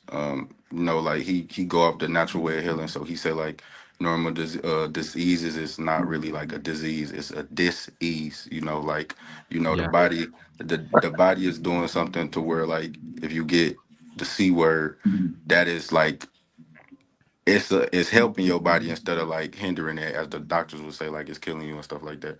But real he got real credentials and stuff like that, a real clinic and all that stuff. When you get the chance, check him out. He bringing some like the real medical stuff that we need instead of all this pharmaceutical. Keep on buying drugs and having to go back and never nothing solved, stuff like that. So yeah, he giving real solutions. I've been following him for a while, just as long as I've been following you. How do you spell his channel name? YAK YAKHI. Okay, YAKHI. And then what was the second word? Awaken. Awaken. Okay, I'm gonna Yep. check it out. Yep. But that's all I wanted to get on here, really talk about. I don't really got nothing to say. All right, appreciate it. Congratulations too. Your daughter was born the day before my birthday. Is that right? You're the Yep. 17th, huh? Yep. Well, happy belated birthday, and thank you. For sure. I appreciate that. Y'all have a nice day. All right. All right, peace out. Peace. All right, take care, Clint. Yeah, Yaki Awakened. Yaki Awakened, and it is YAHKI. Yep. All right, I'll check it out. Anybody else want to chime in? I have a personal complaint here. I have a personal complaint about the system and how capitalism works. So what's it called? My parents own a house in Compton, California, and they've been owning this house ever since they moved to the United States in the early 2000s. Well, wasn't my mom moved here? And now it comes to the point where it's like 20, 25 years later, and after we moved out of the house to move to a city like next door, the neighbors there or the new people who rent the house there haven't been paying the rent. And the sad thing is that we've been trying to get them out of our house, but we need to pay for lawyers. But the thing is that my parents are lower to middle class citizens of this, or honestly not even citizens, because my mom still hasn't had her papers yet. My mom is still not documented as a U.S. citizen. So we're just like, it's sad because that is our property and they're living in our property, but every month they keep missing their freaking rent day. They keep missing the rent month, and that's our property that they're living in. And this is Compton too. This is Compton. Everybody knows about Compton, dangerous city. But at the same time, most of these houses there, the rent prices are going up high. So some houses even even cost $1 million to even live in those houses. And we've been living there for 20, 25 years now. So it's just like, it just sucks how it works. We need to get lawyers for stuff that we already own. Like, why can't we just do this on our own? Yeah, and then the lawyers are part of the money system. Yeah, and exactly. The lawyers tend to rack up big bills for people and not bring them to the solutions they hope for. It's not even about the solution; it's about the status. You know what I mean? Like, so. Yeah, I get what you mean. Somehow, some way that there is a way for people to change their priorities. I say that because it happened in me. I mean, Again, like the documentary right now, it's on Netflix is trying to promote this idea, and a lot of people that probably haven't thought about these things before. I think if television was nonstop full of this documentary that's on Netflix right now, I think people would change. I think if everyone was just looking at this every day, like, oh my God, all my shopping habits are destroying the earth like that. Man, I didn't realize any beach like that lived in the world. A lot of people know about that continent of plastic and trash just floating in the middle of the Pacific. If this is the stuff we were looking at every day, and you guys understand, when I was in college, I was writing papers about proposing ideas that why we should get rid of plastic, and the shopping experience should be the produce section and the bulk section, and we should have come in with our own Tupperware, and that's the only way. If you forget it, you got to go back home and get it again. But you fill up your Tupperware with whatever you need, your beans, your rice. I don't know why. I mean, I guess I do know why that the oil world really does control everything, you guys. If you haven't noticed, oil industries and pharmaceuticals, they're in plastics. Obviously, they're in the substances that are keeping the machines going in our cars and our heaters and all this. These energy companies are like literally running everything. Rockefeller, right? Big oil family. They invented our textbooks as we know it. They're in pharmaceuticals. But this is like, again, if people saw, if it was put in front of their face every day, what the consequences are of our actions, if the nightly news was trying to get you to think about this nonstop, things would change. But why is this not going on? It's because the same industries are controlling the nightly news and the textbook and what's mostly in front of your face. And the reason I imagine that they can even throw something like this on Netflix right now is they know it's going to go down the memory hole for almost everyone, because it's one little thing out there right now in popular culture versus a million other things out there that are a contradictory message. But yes, somehow, some way that is, I mean, we're so far behind the 8 ball right now too with what we've already done to the place. I mean, we've trashed the earth. We've created a society where so few people have any concern or care for anyone but themselves or their own immediate family.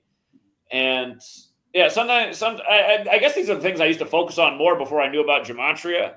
Something I think like I just need to reinvent what I'm trying to do and maybe talk more about these things, because maybe they are more accessible to more people. But the reason I love teaching about what I have is because it really does also expose something that almost nobody knows about. And, you know, it kind of talking about the things I'm talking about right now. I mean, it's been there, it's done that, and maybe not enough people. But like I said, that affluenza was pretty viral in the 90s. And I think it got a lot of people to wake up to consumerism and the consequences again on the earth and ourselves. But yeah, there really does have to be a shifting in consciousness of values and accountability for our actions and behaviors. And again, when I was an early person, that's why I changed my consumption habits. I changed my diet, because say what you will about eating a more vegan, vegetarian diet, but it is also a lot more sustainable diet. I mean, if you look at a huge plot of land, you can grow way more veggies and produce there than you can raise cattle. And again, I'm not saying vegetarianism and veganism is for everybody, and maybe there are some health consequences to not having animal proteins in your diet. I really think there is lots of the blood type diet. I've talked about this before as well. But again, if people had all of the right information, they could make much better decisions. And that is what has to happen. And I guess that's why everyone who has good information should be out there pushing it out to reach more people, to get more people on a better path. By the way, anybody else on the chat, the top pinned comment is a way to join. And I just saw somebody in the chat who's going through hard times. RPM Trey. Yeah, that's who I saw. I saw RPM Trey out there. He's going through hard times right now. He's gone through hard times in the past. He might have something to offer. And the people who are here right now, if anybody wants to chime in with anything, the floor is yours. Don't stop. Whatever you do, don't stop. I only get my news from you, Zach. I don't even watch TV no more. Well, I don't know that that's the best thing too. It is always good to have multiple sources of information, but I try to be a good source of information. I do appreciate the compliment in that. Yeah, and while the earth is trashed, like you were saying, Zach, while the earth is being trashed, people's minds are being trashed also. People's minds are being plagued and stuff, which enables them to grasp concepts like these, like gematria, and like just outside the box of the system. Know what I mean? Mhm. Mhm. Yep. Yep. So we're just Just don't trashing. throw anybody under the bus, y'all. I mean, come on. Let's all get along. Yeah. Exactly. Yeah. Yeah. All right. Well, I dropped the link. I see somebody hopped in the chat too, who may or may this stream may or may not have in part been dedicated to them. And again, I did want to have a private conversation with somebody as well. So we do have to wrap this up sometime shortly. And also, if I don't get out in the other room with Sweet Lady, and I'm not hearing any crying, so I'm pretty sure the baby's sleeping right now. Only a matter of time before they wake up hungry with a little cry to let it be known that they are hungry. Yeah, I you know also got they're to tell you unnecessary that here in a noise. minute too. So, if anybody else would like to hop on and get some closing words in here, I think wrapping this up in the next 10, 15 minutes is probably a good idea. And hey, here he is, the man of the hour. What's up, Trey? Man, now. What up, Zach? How you doing, man? Not too bad, man. How you? I'm doing okay, thank you. That's what's up. That's good. Congratulations on the baby. Appreciate that. Yeah, man. I mean, you've always been a good, smart, intelligent, good guy to me. Fatherhood is gonna do something different to you, man. It's gonna elevate all of the good things inside of you, man. That shit's gonna be turned the fuck up for the rest of your life, bro. Good. It's gonna turn all of your shit up, bro. It's crazy. She gonna steal all your money and your heart and all of your shit. And so it all belongs to her then. Yeah, indeed. Yeah.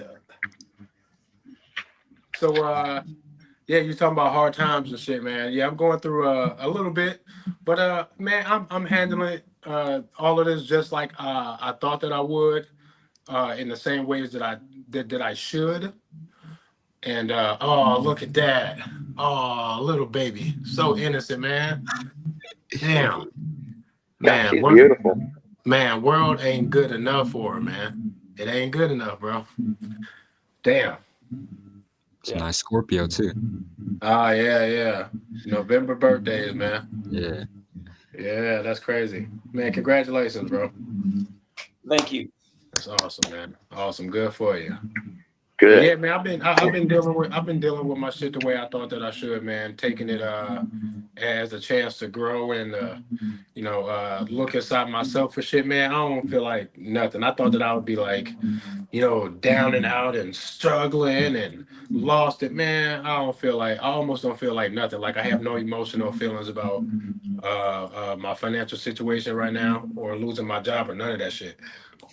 I got plans and things are moving in motion, and I'm being super optimistic. I ain't even worried about nothing.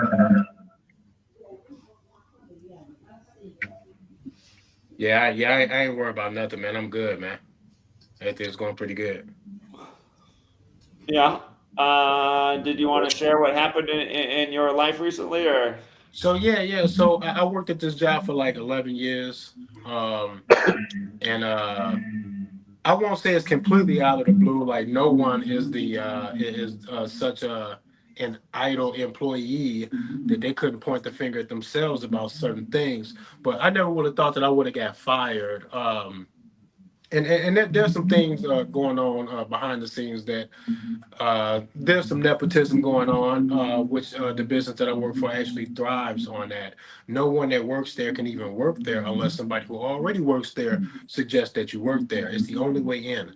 So that breeds a foundation for some nepotism, and that had a little bit of something to do with it. And I just happened to be prime for the picking, so I had to swap places with somebody. Is what ended up happening. But I mean, working at a place like that for 11 years, I was making six figures. Only in the past like 3 or 4 years had the business been doing good enough to be paying us six figures. But I was easily clearing six figures, man, at a job that I thought was pretty easy and comfortable. I was real friendly and personable with the people that I work with because I'm just like that anyway. I really felt comfortable where I was, and then boom, out of nowhere, man, no job after 11 years of working at a place. and it can be devastating. And the highest level of my devastation in the midst of being fired after 11 years of working for a place, I felt probably more stressed out in heavy traffic when I went to Atlanta a few years ago. I was way more stressed out in traffic than what I was about losing my job, because I instantly put my mind on all of the cool shit about myself that I think is so fucking cool. How about I just develop myself if I'm so fucking cool and useful and smart? So I just zoned in on that, man, and thought that nothing else should even matter but for me to do that. So that's what I've been doing, and it feel good, and I'm all right. Yeah. Again, sometimes being fired, it might hurt in the moment, but it can end up being a positive thing going forward. That is for sure. When I was in the post office just before I got fired, my hair was falling out, so I shaved it. And the only thing they could say to me was, "Ah, you look like Woody Harrelson in the Natural Born Killers." Oh, that's not a look you want. Hey, I grew my hair back. Fuck them. Yeah. That's crazy. What's going How on, long did you Jay? work there? How long did you work for the post office? Almost 19, 18, 19 years, just before my 20th. Yeah, some people don't live that long, which is sad. But And I didn't even go postal. That's crazy. That's crazy. Yeah, life sucks, man. But I mean, life goes on, and I just tried to grab a hold of the fact of the matter, and just look forward, man. And it's definitely one of those things that after I got fired, after a day or two of having to kind of bum me out, man, I was so far on the path of positive thinking that I was literally whistling around the house after 2 days. I didn't give a fuck, bro. I just don't care. I got other shit to be doing anyway, bro. So You're a whatever. very intuitive type person, RPM. You got a lot going for you. That is for damn sure. Oh yeah, so much shit you guys wouldn't even have any idea. You guys will think I'm crazy with all the shit that I think that I'm about to try to do with my Good life. crazy. Good crazy. Yeah. My imagination might be a little much. I might be shooting like over the fucking moon with these ideas that I have, but okay, whatever. You know, we'll see. Indeed. We had Jay hop on. How you doing today, Jay? Right on. Jay, are you muted? You might be muted, Jay. His camera not even on either.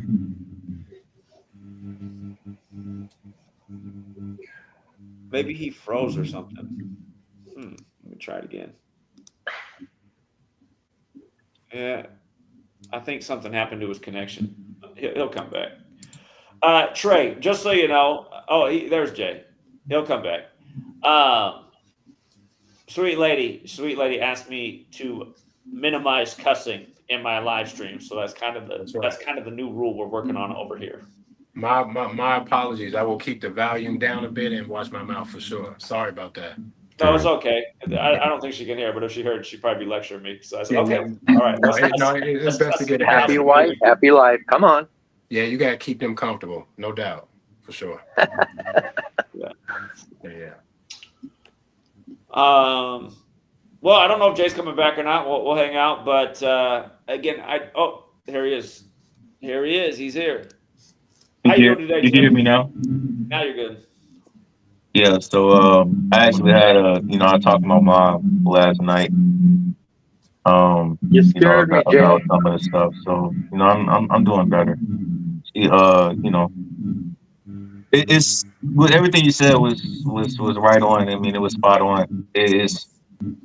It's hard not to get, caught in the trap, because even though I'll get like a lot of support like online, like I'll get guys like you and stuff like that, I still, I go back to my physical life, and then I see everybody around me, not being able to relate to them in this shit. It kind of breaks me. So that's why I end up letting myself get like that, and I start comparing myself to other people and stuff like that. So but yeah, I mean, I think talking with my mom helped.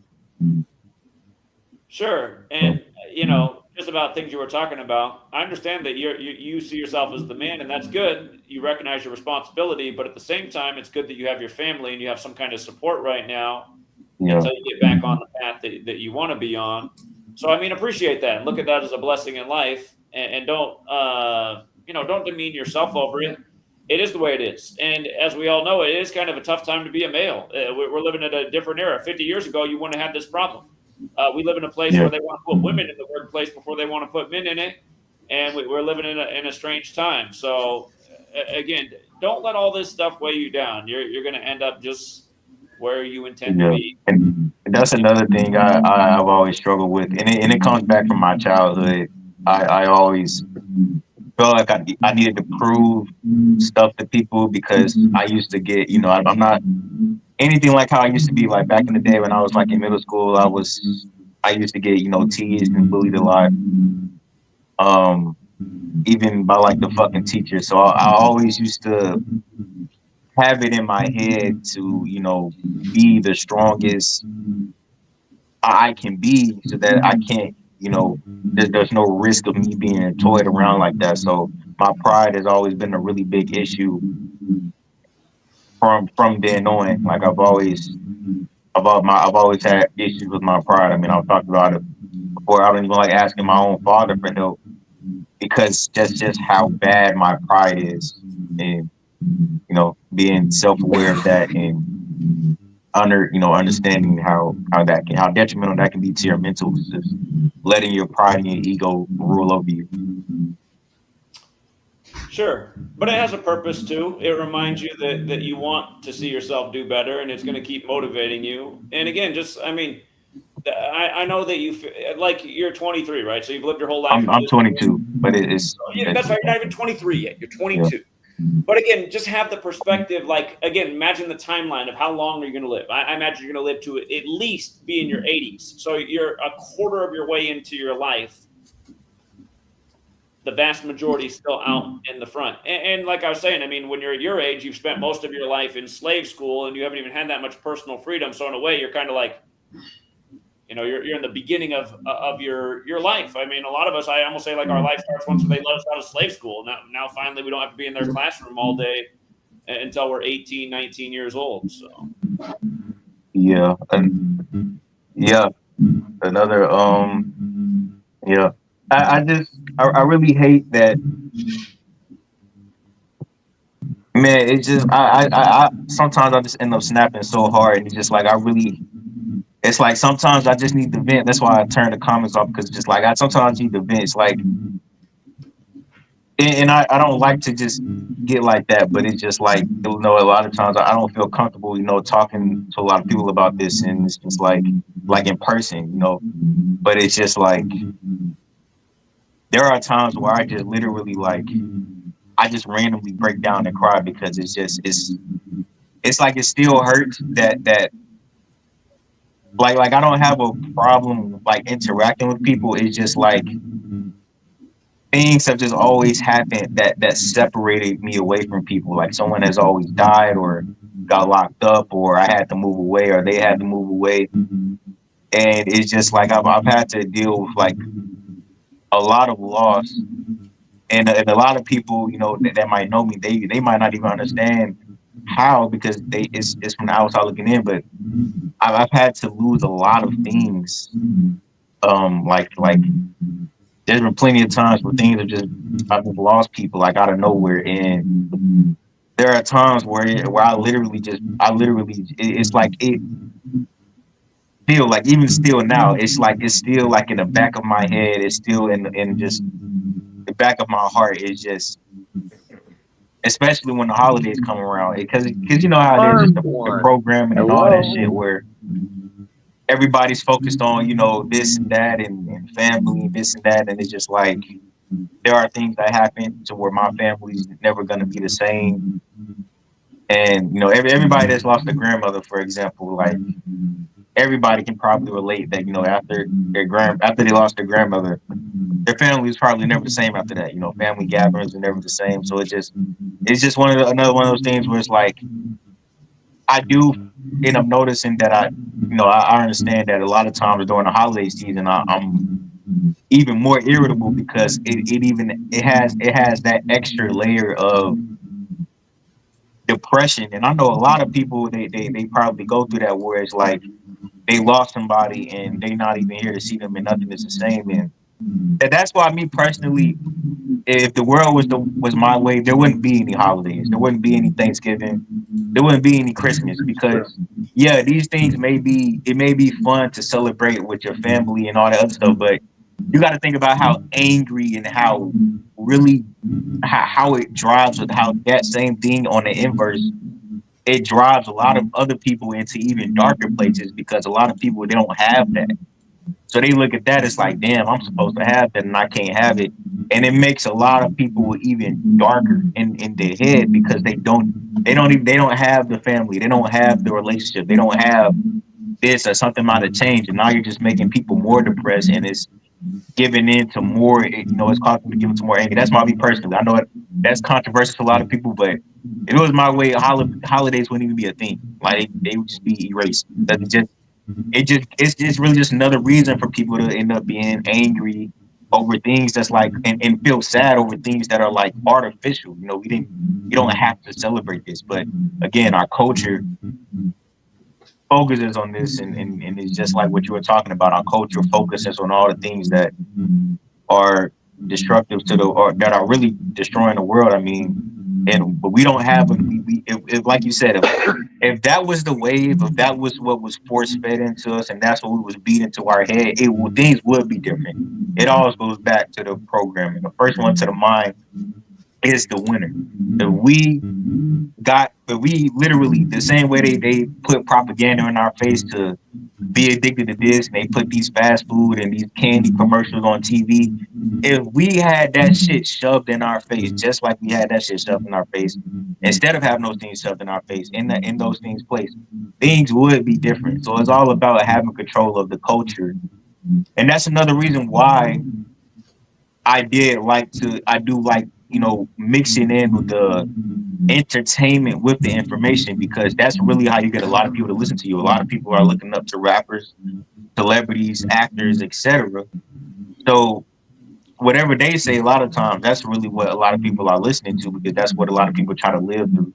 And I feel like that's an effective way to go about changing the minds of a lot of people. But just going back to what I was talking about before, like I know like a lot of people, when the holidays come around and shit like that, that does deeply affect people as well. Like a lot of people just don't have that. So it's like me, I would personally get rid of those concepts. And I know there are probably people that can relate to us. Like something happens. It's just that's just another thing where my anger comes from, and that I'm still trying to get control of, because rap is my biggest sin. And I've talked about it before. When you had to scream about what your biggest sin was, rap, I made a whole video about it, because I've always been a lot better at controlling every other thing, but I still can't get a hold of my anger, and that's because I have a lot of baggage. I find it hard to.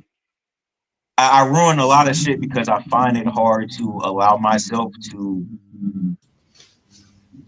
basically allow myself to be vulnerable to a lot of people, like the relationships and connections and stuff, because in the past, like every time I let myself get used to somebody, they got taken away from me.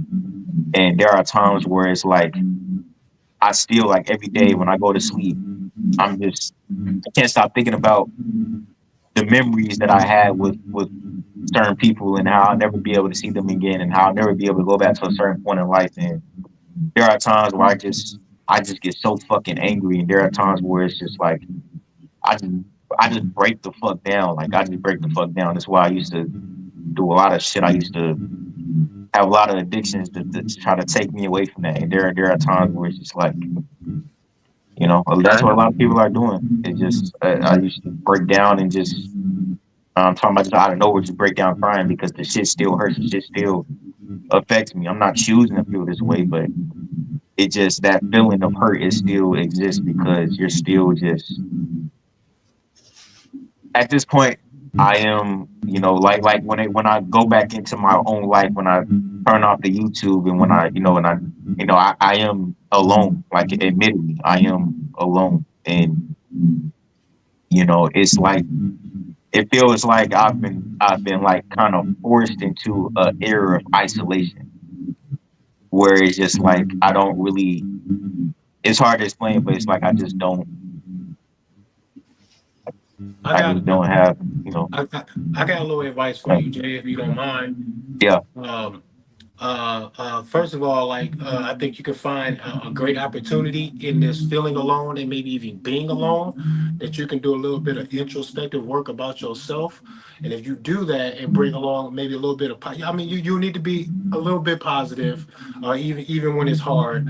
But to counter the positivity that you have to bring, well, maybe not to counter per se, maybe to actually go along with some of the positivity that you could try to build in your solitude, is maybe studying some stoicism. And I don't know if you know what that is, but it's a whole entire philosophy of like trying to understand like how the world works inside yourself, and then how the world works as a whole, and then finding some way to be like accepting of the fact that it's not just you, that it's everybody, and that there's always an opportunity to lessen the pain. And some of that sometimes is about letting go of emotional things that aren't serving you anymore. And it might be hard to do. It's definitely easier said than done. If you try to work on those things and try to build the life that you wish would come to you, go looking for it with a positive attitude, and then just be okay with not giving a fuck about the outcome too. It's tricky, but if you do that, bro, I think you're going to find yourself being stronger, and you're going to be looking for the positive things and not giving a care if it happens or not. You saw that, Zach, right? Not giving a care. Don't be a wimp, Not giving a stoic. care. I'm Yeah, working on it. exactly. Not caring about the outcome. I think you'll be all right, man. You Exactly, young too. yeah. Don't be a You young, wimp. and you already Stoicism calling does yourself make you a out. wimp sometimes. Yeah, I mean, you So already we shall calling make you yourself prosper. out, and that's good. You're already calling yourself out about the things that you see might need some work. You already ahead, bro. Because some people will medicate themselves with drugs and alcohol, man, and they never ever say out loud to themselves or anybody what's wrong with them. So you're already That's ahead what of I the used game, to do, bro. man. It's not alcohol, but I used to pop pills, and Yeah. I used to like popping Xanax. I used to like popping the fucking opiates that they gave me in the hospital. I started abusing them. And you got past that? Are you done with that Yeah, type I of stuff? got past that. Oh, you It strong. was hard, but yeah, I got You past it. stronger than you think, there, man. Because that's a lot of stuff that people just lose their whole self in that stuff, man. Yeah, You'll be all right, definitely, man. definitely. And then like you said, it's all about letting go. It's like I know I need to let go, but it's just like you It's said, hard, man. it's definitely easier said than done, because especially around these times, man, man, especially around the fucking holidays, and you remembering how shit used to be.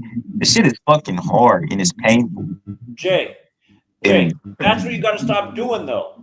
I understand what you're saying. I think we all do. But you got to stop comparing your life to everyone else's and just focus on what's positive. Imagine somebody else looking at you, Jay. There's people who look at you and they'd be all kinds of jealous. They'd be like, look at him. He's good looking. Yeah. He's smart. I Yeah. like his hair. He can rap. Yeah. He's funny. Yeah. He's good with words. He knows Yeah. about all this stuff. Man, I'm the same age as him. I don't know about any of that. I can't do any of that. Again, so Jay, you have to like focus on the positive things about you, Yeah. not how you're getting. You are getting shortchanged. It isn't fair, right? We all know the phrase "life isn't fair," but just stay on your path and not getting distracted by this loser with the snot rocket and this weirdo at the gas station. Finish the comic book, and by the way, talk to me because I heard what you said you need, and I'm happy to help you out with that. And you don't need to feel bad about that. I want to see you finish your project. You're going to be successful if you can just stop getting, distracted by all this crap that's around you. And I get it. yeah, But again, that's the thing about the social media age, because we got these phone. Like I'm the same way, right? Like I can't finish my latest book because this phone's always got a new notification and this to respond to. Right, Like, hey, right. Zach, can you get my email from 2 days ago? I'm like, oh my God, I can't finish. I mean, right. consequences to this age we live in. Right. But hold on, we also had a gentleman join the stream, and I just want to see what he had to add as well. Wesley Curry II, how you doing? Hi, how do you do, gentlemen? Yeah, my name is Wesley Lawrence Curry II. I'm in Huntington, West Virginia. Just listening right now before I say anything. Did you want to share something about today's topic? Your topic is, I sort of got in midway through your show. Well, I guess we're talking. I guess kind of if I had to boil down what the topic's about, it's it's the time of the year in the northern hemisphere where it's darker, it's wetter, it's colder, harder emotions come out. Depression tends to come out more this time of year. We call ourselves truth seekers around here. Sometimes being a truth seeker will isolate us from our peers, which is also depressing. Some people in this community are going through thoughts of suicide right now, even though they're good people. And we're trying to remind people that they're not alone. And suicide is probably not the best option, especially when these people can be lights in the world, and they really are. Other topics have come up, money, the problems of money, consumerism. I mean, there's been other things, but is there anything you'd like to chime in on this topic? Let me listen. All right. Okay. All right. Well, he's in the back, and Jay, you were saying something else when I interrupted. So go ahead, Jay. No, I was just talking about the letting go. Like you said, the distractions is another thing. It's just like you said, it's one thing that does help with that is, like you say, I have to remember to focus on the positive, and that's one thing that I've always been bad at is I get taken by the darkness a lot. Like you said, it's part of the rap thing. Like my anger is, like I said, it's always been my biggest thing. I've always had to remind myself to look at the positives. Like you said, it can always, be something else that may happen. And then, you look back and you're like, damn, well, at least, if it was this, it would have been better than that. So like you said, that's one thing that I always have to remember is to focus on the things that I still have. Right. And right. You still got some family. You still got all these skills. You still got almost your whole life ahead of you. You have all these talents. And again, I mean, I understand. I understand everything you're saying. It's just, again, stop comparing yourself to everything that you see that you should have right now, and just focus on, again, like completing your projects. If you need help to continue with recording, if you need help with, getting the tool to get the comic done, there's people that will help you out. Like the guy right now doing the stream. And I understand. I'm the same way. I don't like to ask for help from others, but at the same time, Jay, here's why I feel like I don't have a problem helping you. I'm not going to help everybody who has these problems. The reason I'll help you is because you've been trying to help this community and this work get out. Like you said, you just went on that panel and you represented the work very well. I haven't just chosen you out of anyone you're someone I'm willing to focus on and support. I see you as an ally, and that's what we should do as a community, is help each other out. That's called reflection. Yeah. So yeah, again, I mean, when people want to help you out, there's a reason they want to help you out, and sometimes you have to accept help. I've been the same way. I don't want to take anything from anybody else either. I want to do everything on my own, but that's not always the best way to go about things. You're worthy of big help. The one thing I would like to see in return, though, is just less. One time my cousin said to me when I was younger, who's about the same age as my sister, he goes, "Zach, you're a complainer. You got to stop complaining so much." And some things are worth complaining about, but I always thought about that. I was like, okay, I'll do less complaining. So again, things aren't fair, but you got your whole life ahead of you, and you will achieve your goals. You just got to keep working at it. And really, something else I want to say to you, Jay. Like Zach is saying, some things are worth complaining about. But if you complain about something, but you have a remedy on how you can fix it so it don't hurt you so much, then go through the process of complaining and then fixing it. Whatever's whatever. But try to ease your pain when you can. Like I said, try not to care about the outcome with things, and don't let 22-year-old you define the rest of your life. When I was 22 years old, I ain't had none of my 4 kids yet. If I defined my life at 22 years old, I would never included being a father like I am. I would have never seen any of that or gave it the power for the potential that was going to be later on in my life, man. You got a long way to go, man. You're going to be all right. You're already smarter than so many kids your age anyway. You'll be all right, man. Yeah. And like you said, people say the same thing about me, and yeah, it's true, because I like I said, I do let myself feed it more into the negativity side. Like I always end up seeing the glass as half empty instead of half full. Like that's just always a thing that I keep doing. So like you said, and it like you said, feeding into beef, and even before like YouTube, it used to just always be a problem. I get into it with people. I'm getting into it like at school, all stuff stuff is always distracting me because somebody says something and I get into it, and then people used to say the same thing about me. You know, teachers, they like, you know, I had terrible teachers and I had good teachers that would tell me like, you would, and you know, my parents say the same things, like you would be so much farther ahead if you stop letting, you know, and it's true, you know, you'd be so much farther ahead if you stop giving in to what this person doing and what this person's saying and this person slandering you and doing that. If you just if you just stop giving in to the beef and stop beefing with like just you like getting into shit at school and all this other stuff, like just focus on you, stop trying to just and Yeah, there's some truth in that, man. There's some truth in that. Pay attention when people that love you try to tell you stuff. You know, they trying to help you, and you know, you'll be all right if you pay close attention and put your shit together. You'll be all right. Yeah. And I definitely realized that. I'm like, And that's the thing too, Jay. You do recognize your faults at a young age, and you've been publicly talking about your faults for a couple of years now. You're not going to overcome your problems overnight, but realize that there's men right now who are 50 years old who've never identified their flaws, and they've gone through their whole life just creating nothing but problems for themselves. Another one, and they can't even acknowledge it. And so you're in the early part of your life, and you see it. Imagine yourself when you're 50. I'm sure you'll have overcome all the things that you don't like about yourself right now. And again, you just shouldn't beat yourself up about it.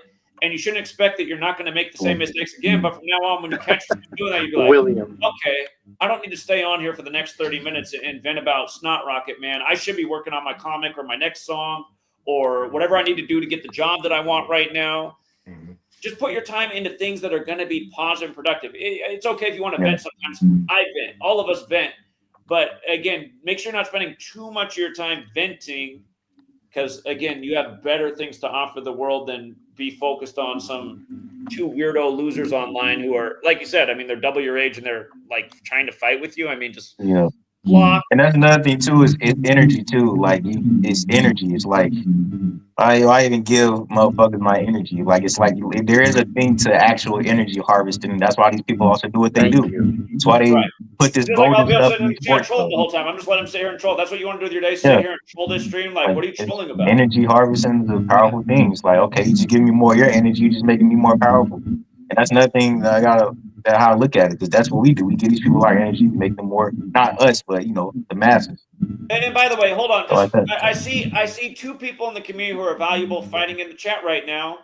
And again, just both of you guys need to just drop that whole thing too. From talking to both of you, I already know it's a misunderstanding on both ends. And again, just if you guys need to block each other, but it's just you guys, all of us as a collective people need to figure out how to get along better and cooperate more. I mean, that's the whole reason that we are in the state we're in. It's just like there's a whole bunch of people with a whole bunch of capability and resources, and we're not working together, and we're getting ruled over by the organized few tyrants. And I like them both. What? Yeah, I think everybody likes them both, but they don't like each other right now, and that's bullshit. I'm sorry. Yeah. So.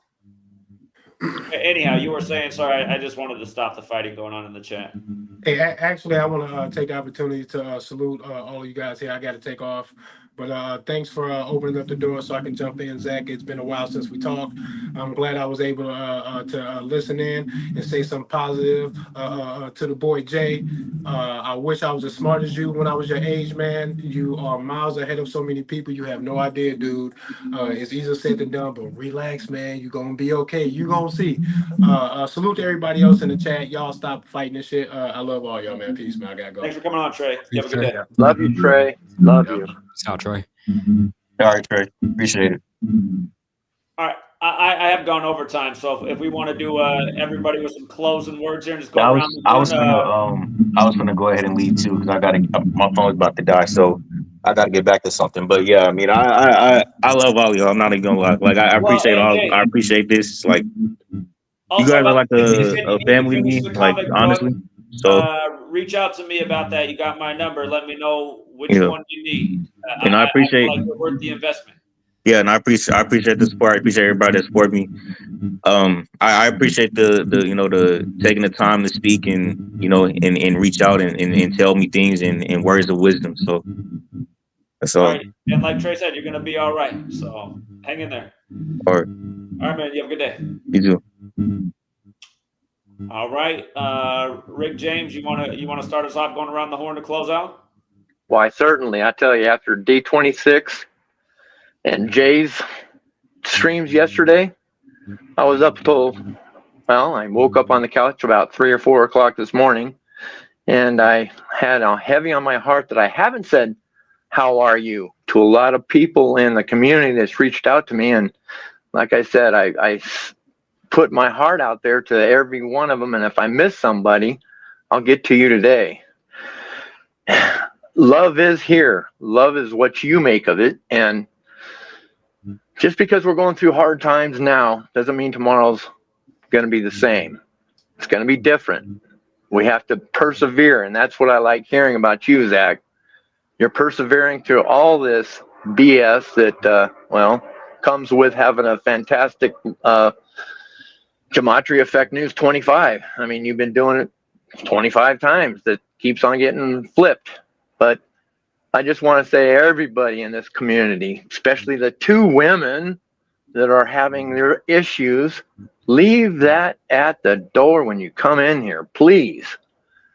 Can't we all just get along and try and learn something from what we're not catching? Just because someone said this and someone said that. Being your own mod was something that Zach really kind of underlined very much. I do see some people that had blocked me, and that's okay. I'm not tripping on that. Move on. Yeah, Zach, you're doing it, man. Don't trip. Jay, don't trip. D, don't trip. Let's all just have a great, great life because we're all in it together. This is all we have. Some people only have this, and that's fine. I think I might be one of them. I do have a family now that 201 people in the chat. Okay, never mind. There's actually more people watching. We're getting more people on X. We have almost 700 people between YouTube and X. We do better on X than we do on YouTube. But yeah, there's I plenty don't of people go out on there. X. I should probably get my field out there, but I'm trying to do this technical stuff. Anyway, thank you again very much for this stream. Yes, Jay, D, I did cry last night. And I'm not going to do it today because last night was last night.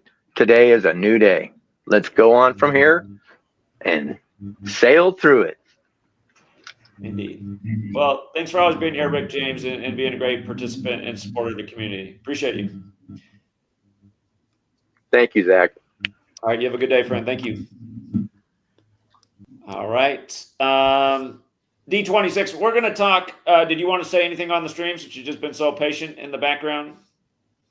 I will, as usual, I will request to go last. You got it. You can go last.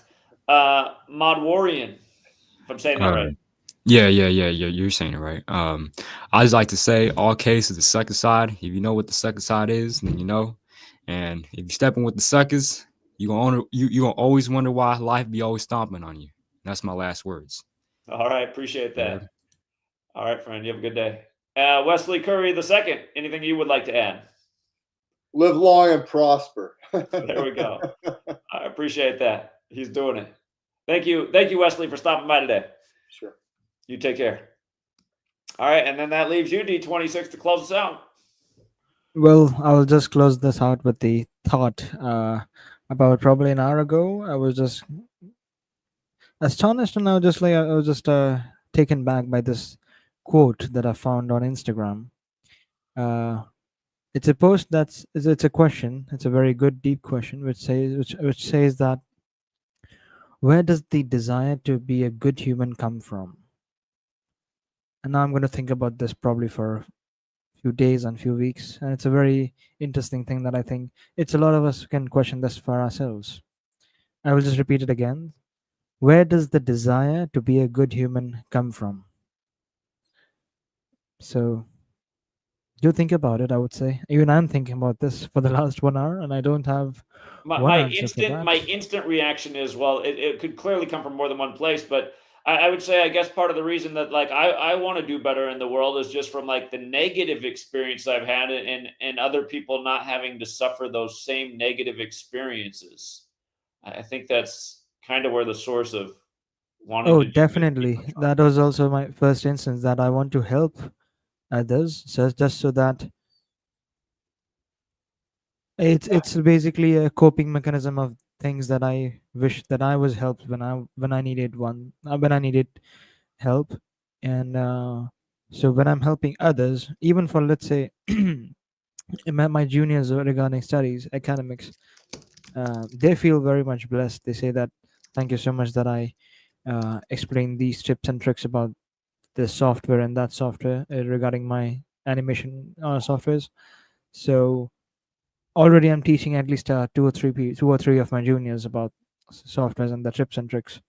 So I wish that someone had taught me, because most of the things that I learned technically and academically are mostly by myself. So when I help others, I feel a part of my past, a part of my young self is happy and glad that at least if I did not receive help, at least I'm glad that I could help others and they did not have to go through the difficult path.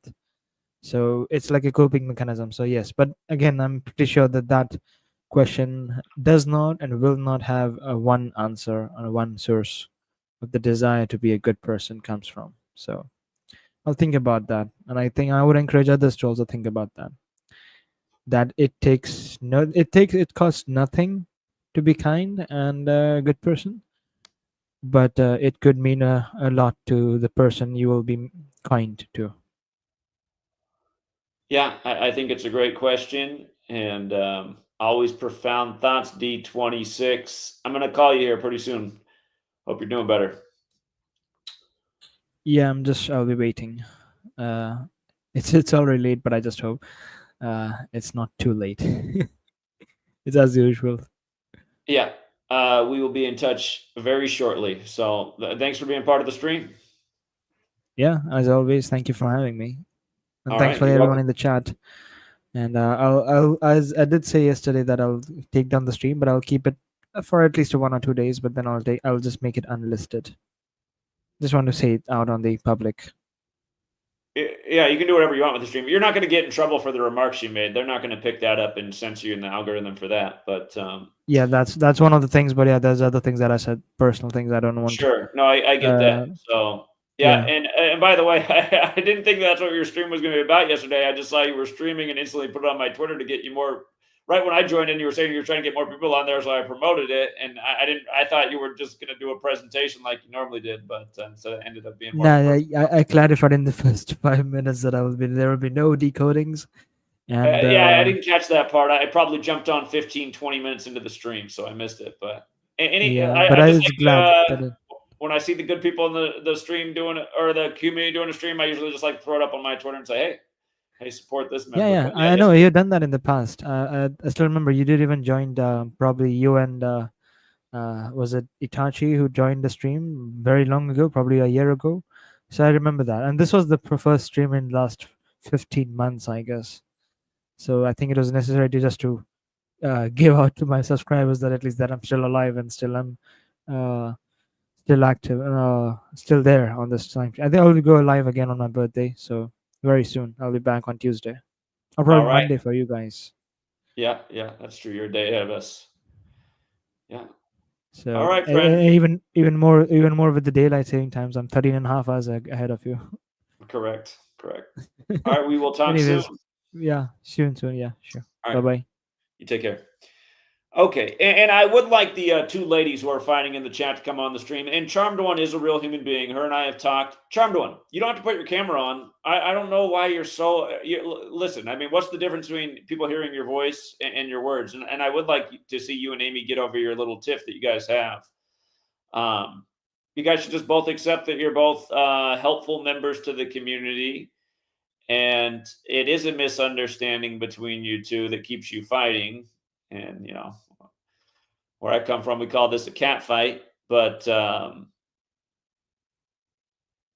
Yeah, it's symbolic of. I'd say right now you two are symbolic of why the world is not progressing. It's like you're both here for essentially the same reasons, but you found a way to not like each other, and also that's why there are as our friend in across the streets in the UK would call him. He says that is why the turbulence trolls are here. The division between you two is over the trolling in the community, and you both don't like the way you've perceived other people to respond to the trolls. But I think ultimately, at the end of the day, you've both been trying to solve problems. But yeah, why not? Why not come on and talk about it? And maybe we can get that resolved here. But I do need to get off. But I just don't like to see you guys fighting in the chat the way you are.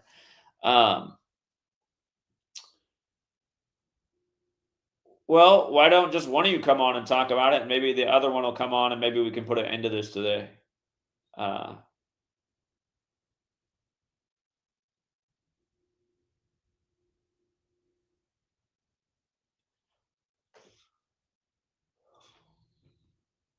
But yeah, again, just also, if we can't put an end to it, you guys can just block each other, and then you don't have to see each other's comments, and then get provoked by each other. So.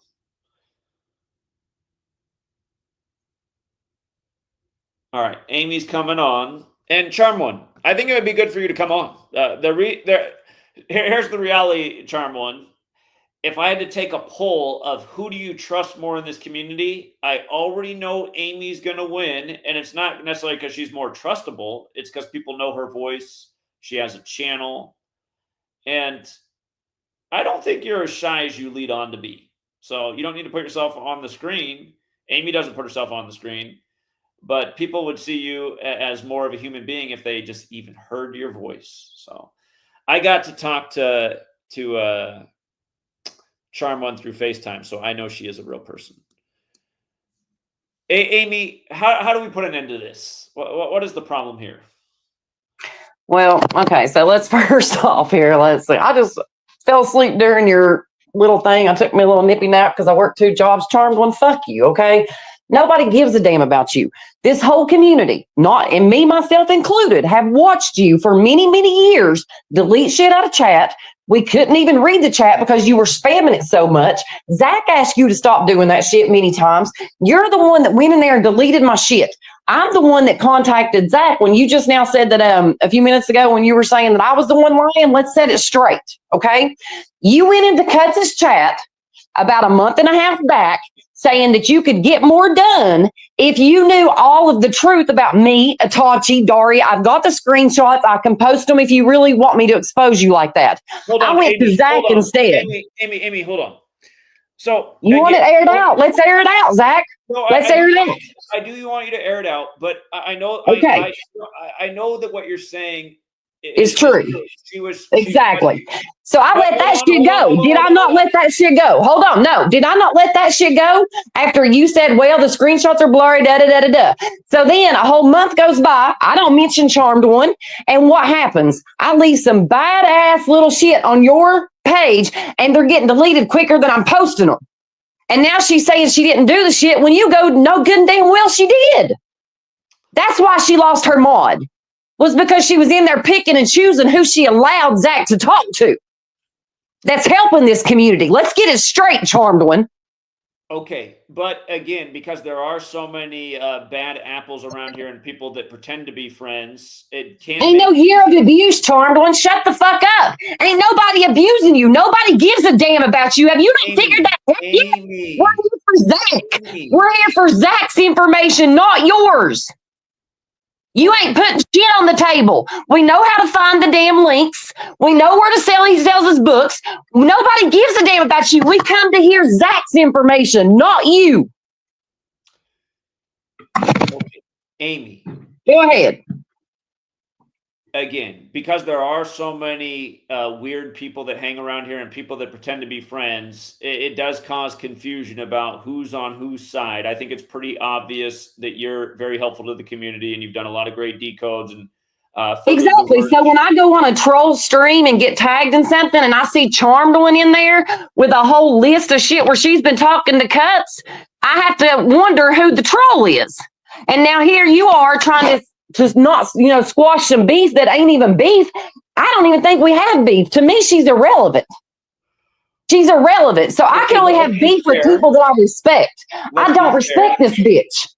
Okay, but let's be fair and not focus on just the negative things. How many times do you think she's linked Amy Cracked Their Code YouTube channel as a moderator? Do you think it's like between 100 and 1,000?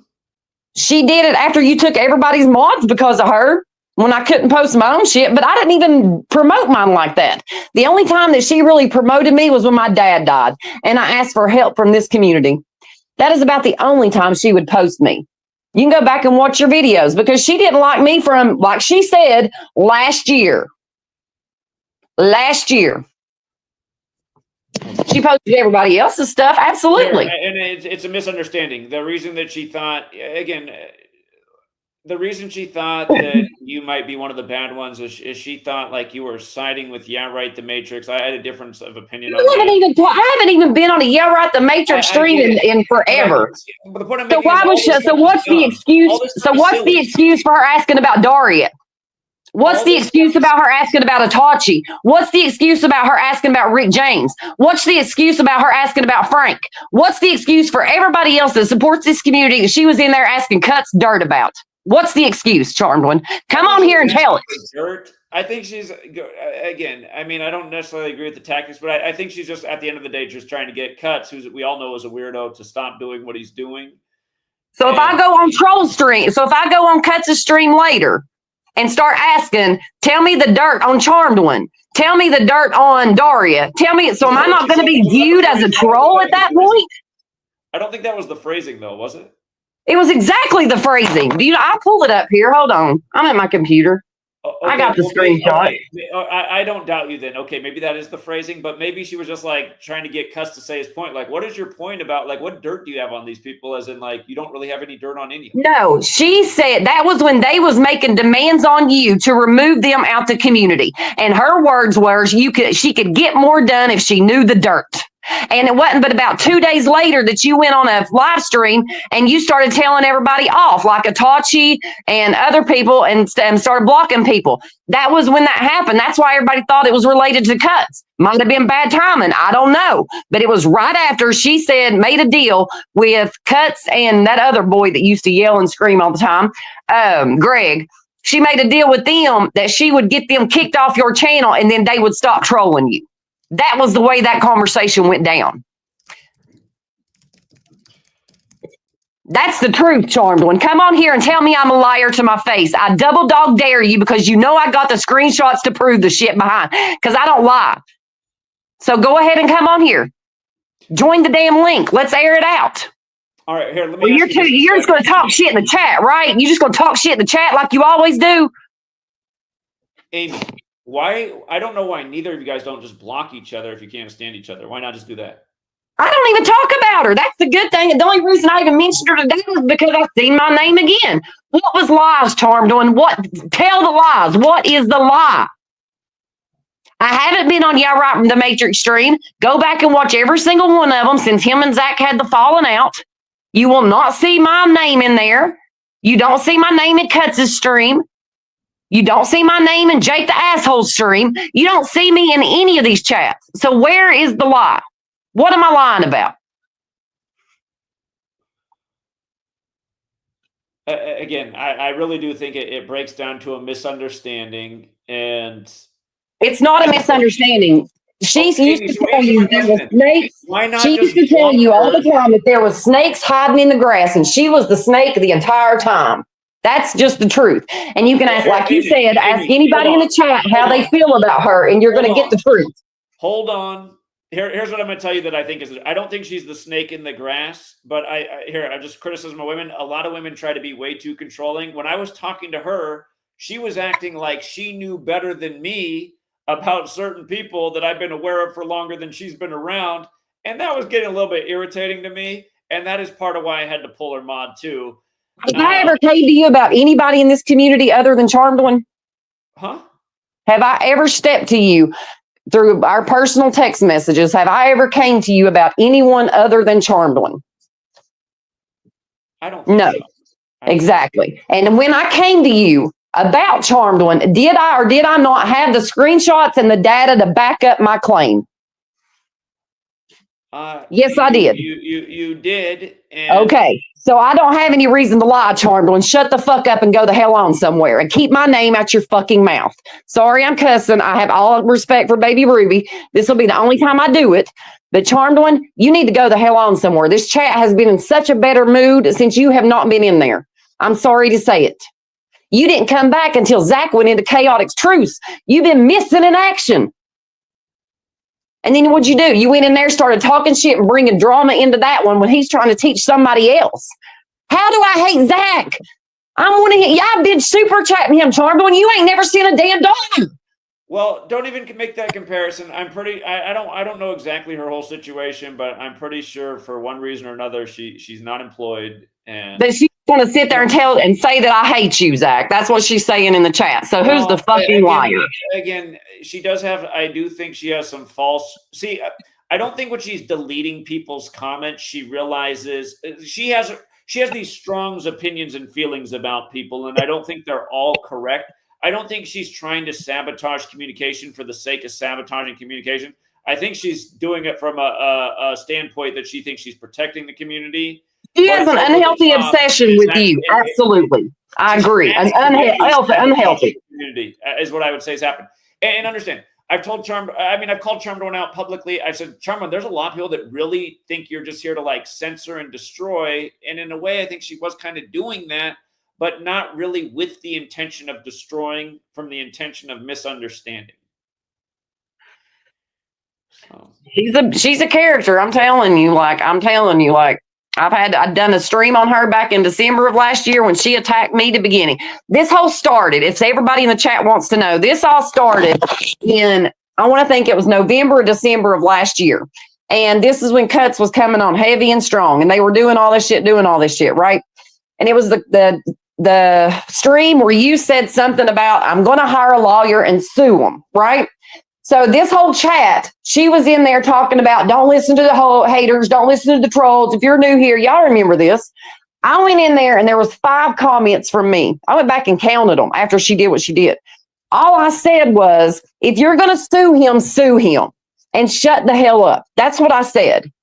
After the chat was over, right? So after the stream was over, I put that in there. This is one of the things I talked to her about, and she was saying that Amy wanted him to sue you, and I was like, no, that's not how she meant it. She's just like, either shut up, put up or shut up, and I get it. That's what everybody said. Yeah, and she attacked me from that point forward. This has been going down ever since because she took what I said the wrong way, and that's exactly how I took it. Was if you're going to do it. Leave him alone. Amy, that's why I had to pull the wrench, because see, she wants to help out, but she has these perceptions that aren't exactly right, and that's where it ends up being detrimental. And that's how it started, right there. Defend Charm on this regard. She wants to help out the community. The problem is her perception of things is not agreeable to most of us, and she goes too far. And just like how she misinterpreted your meaning. I understood your meaning. See right there. She says, fine, let Amy lie to you. What am I lying about? What am I lying about? Huh? What am I lying about? There's a whole video on my page about you, Charmed One, that shows the whole screenshots of what I'm talking about right now. The one and only video I ever did about you, because you pissed me off that day. So what am I lying about? Please explain it. Okay. Well, look, listen, I don't feel like this is helpful right now, and I don't want anyone to look at anyone as less. I would just ask you guys to block each other and stop fighting with each other. Amy, why can you not just block her? Why does she have to keep my name in her mouth? That's the thing. I'm not going to block. I don't block my enemies because I like to know when they're talking shit about me. The same reason you don't block Cuts, you don't block anybody, because you need to know what they're. I do block Cuts. He comes back on a new account. What can I do?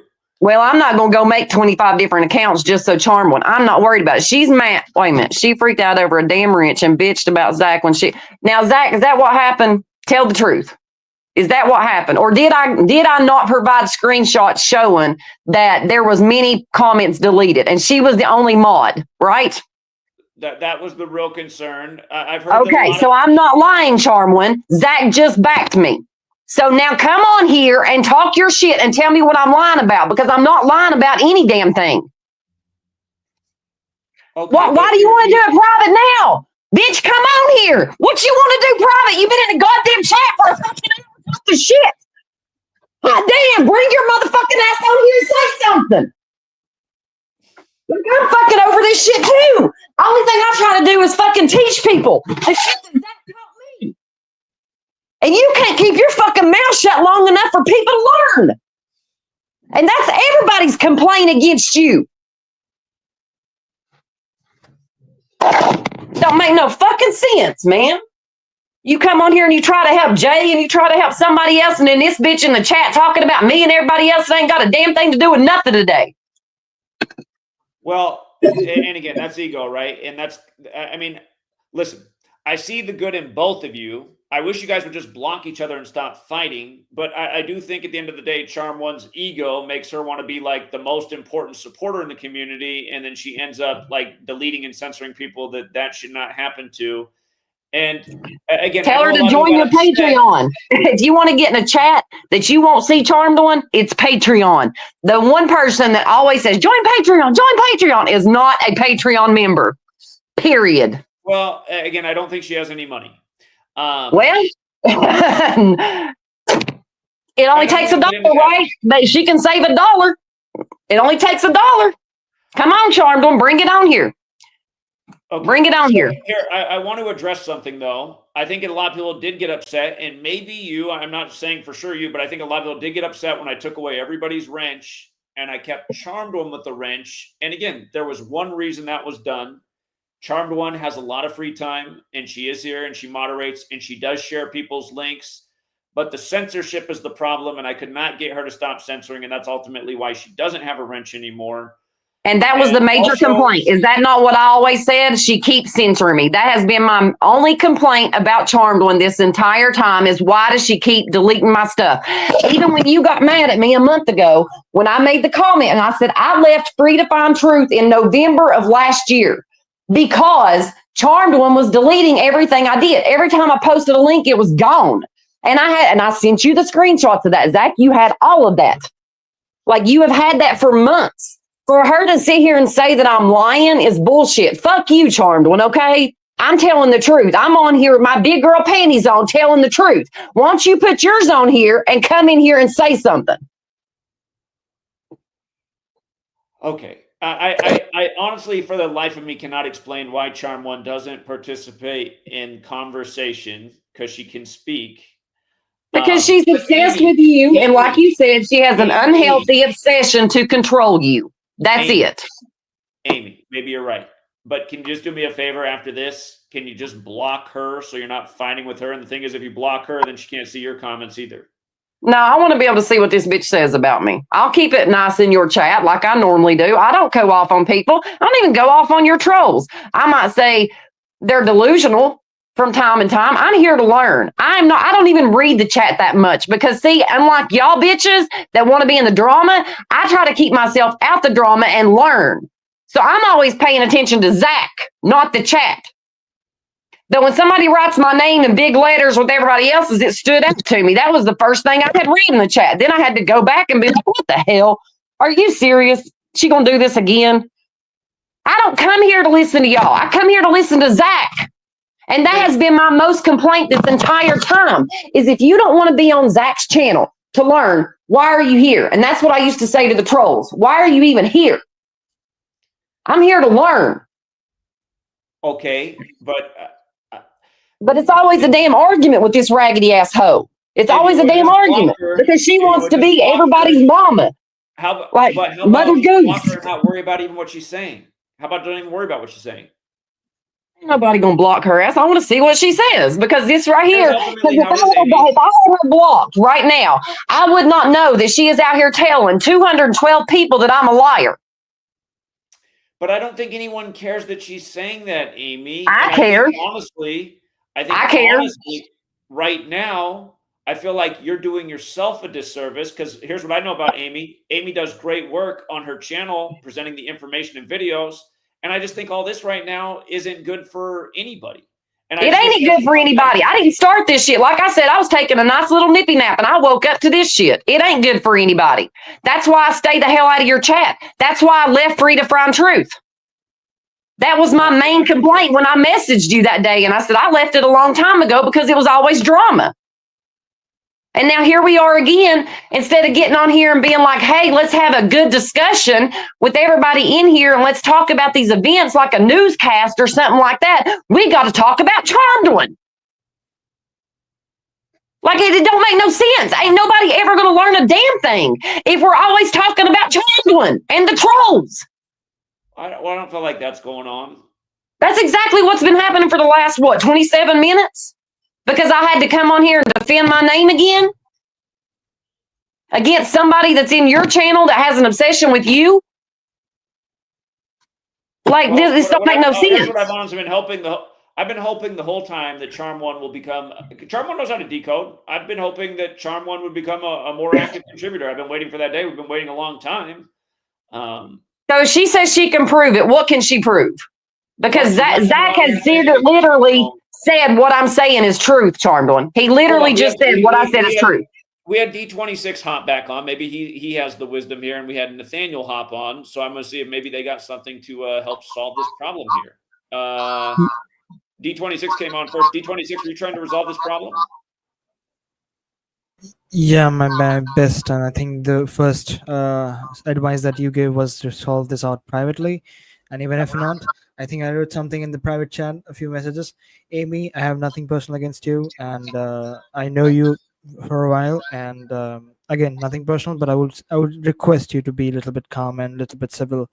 And that's it. I think because you're hurting yourself, as you said, as Zach rightly said, by caring about what she thinks about you, what she says about you, you're hurting yourself more than trying to sort the matter out. So again, this is not D26. Look, with all due respect, sweetheart, okay? When I get angry, my voice gets mad. I don't give a damn about Charmed One. I really don't. I give a damn about her saying that I'm lying because I'm not. She's not going to make or break my channel. Zach is not going to make or break my channel. I'm the only one that can make or break my channel, right? And you know what? Zach gets more views when he trips out on his channel.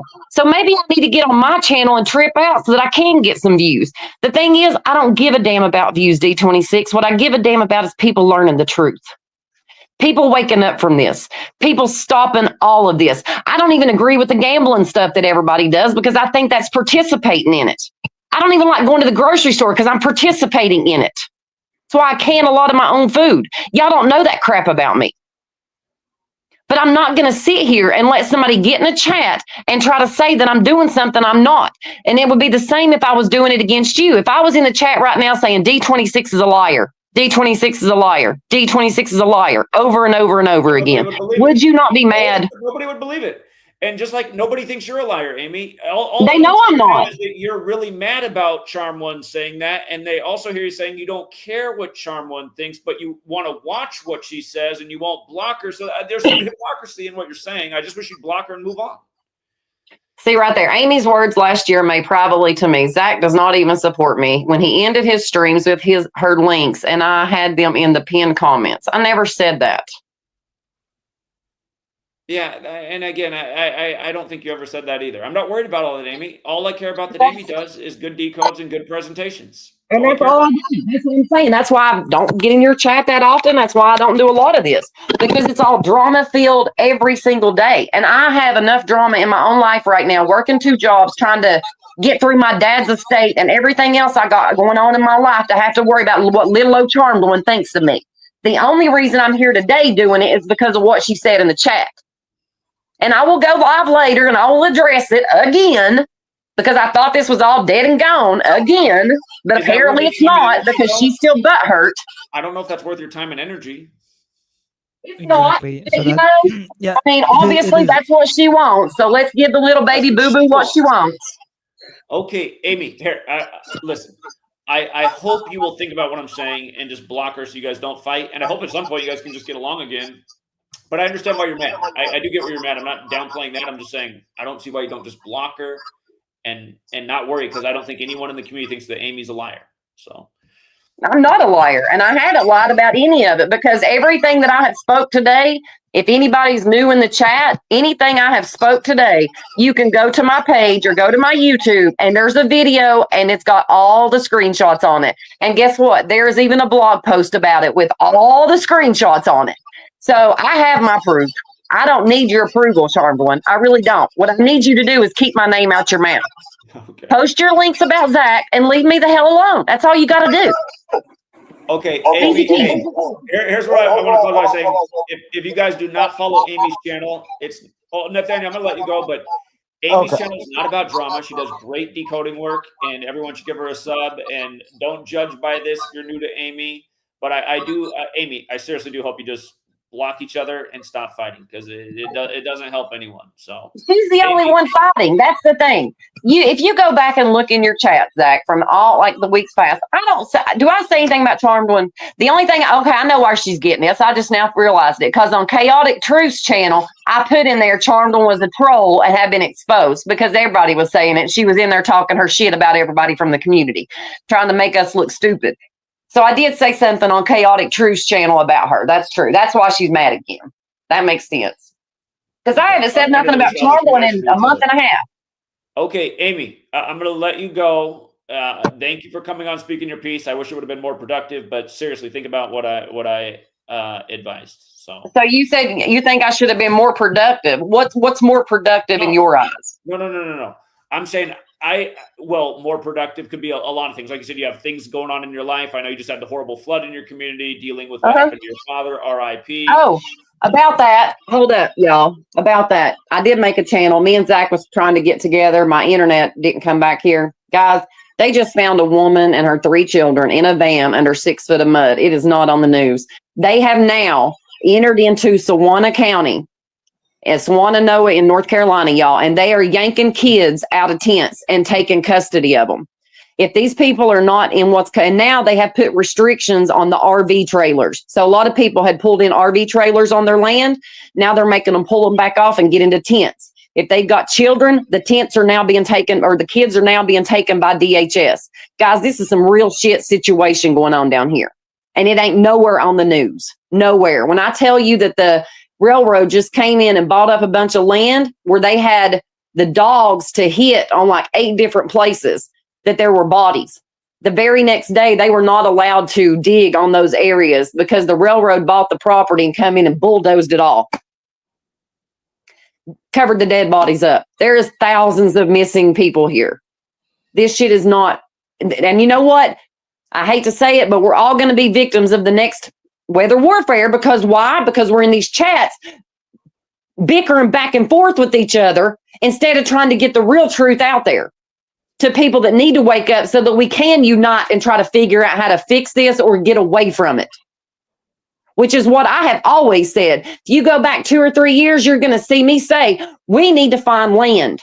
We need to get everybody in the same, because you know what happens when the grid goes down, y'all? No more Zach, no more Amy, no more Charmed One. We're on our own. Yeah, we don't even have a meetup spot. We don't even have a meetup spot, y'all. And this community's been together since I've been here about 5 years. And we still don't even have a meetup spot. When we know they're coming for our ass. At the same time, Amy, if we did have a community, you see how easy these little problems come up that would have people trying to kill each other within the own community. See, that's the thing. I don't care. See, that's the thing. If Charmed was standing in front of me right now, ain't nobody, I don't care. That's the thing. Like, I did not mention Charmed One today. She came at me. I don't care. Like, the only reason I'm stepping on here today is because you said, Amy, come on here and air it out. When I went in there and was like, I'm not lying to defend my name. I came on here because you asked me to talk to Charmed One. Of course, where's she at? Yeah. Charmed One, my beef with you is, and this is true, my beef with you is you were censoring too much in the chat. That's the same complaint everybody has. And you went on Cuts' stream asking information about me. And I said, if you want to know something about me, ask me myself. I'm an open book. I'll tell you. You ain't got to ask Cuts about me. Cuts don't know nothing about me. Okay. Well, Amy, about the thing about doing something more productive, like educating about what you just did here, I think is more productive than going on with this feud with Charm One. That's my point. I completely agree. The only reason I did it's because you asked me to come in here. Otherwise, I would. How many times have I ever came on your stream? No, I Most get of the that. time, it's to I share was a hoping it was decode. going to go better, though. I was hoping it was going I to go don't. differently than this. I don't come on here to create drama because I don't like drama. This to me is unnecessary. It's a waste of time when we could have decoded 5 stories by now and had like a newscast. But instead, we got to sit here and pacify Charmed One, and now we got to feed her and burp her and change her because she's the biggest baby bitch that we got in this whole damn community. That's the only thing I got to say. But Amy, love y'all. I'm out of here. I'll be back in the chat. Charm One, just keep my name out your mouth so we don't have to go through this. It's as easy as peasy as that, okay? Leave me the fuck alone. That's all you got to do. Fair enough. And also, if you think about blocking her, then there'll be less of this too. So, Amy, have a better day, and I hope things get better in your neck of the woods. And please do a video on what you actually just talked about, because that information needs to be out there. It does, because I'm telling you, the crap that's happening up here in North Carolina and Tennessee, y'all, is no joke right now. And the thing about it is, like, we can't even get together for people to even come together to even understand what's happening. You know, in Hawaii, we didn't have a clue, right? We were just on the outside looking in. You got an insider right now in this area, and I'm telling you what's happening. And Charmed One would rather sit in the chat saying, she's a liar. She's a liar. That's what gets me. This ain't community. It's not community. It's a community of people that everybody wants to be the best decoder. Everybody's got to have the biggest dick, and nobody gets along. And it's dissatisfying.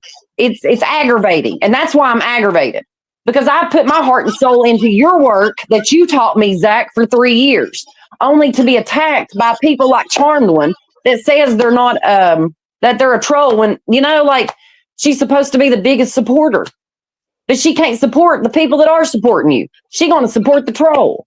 And now we're on here having this conversation instead of the conversation about the flood.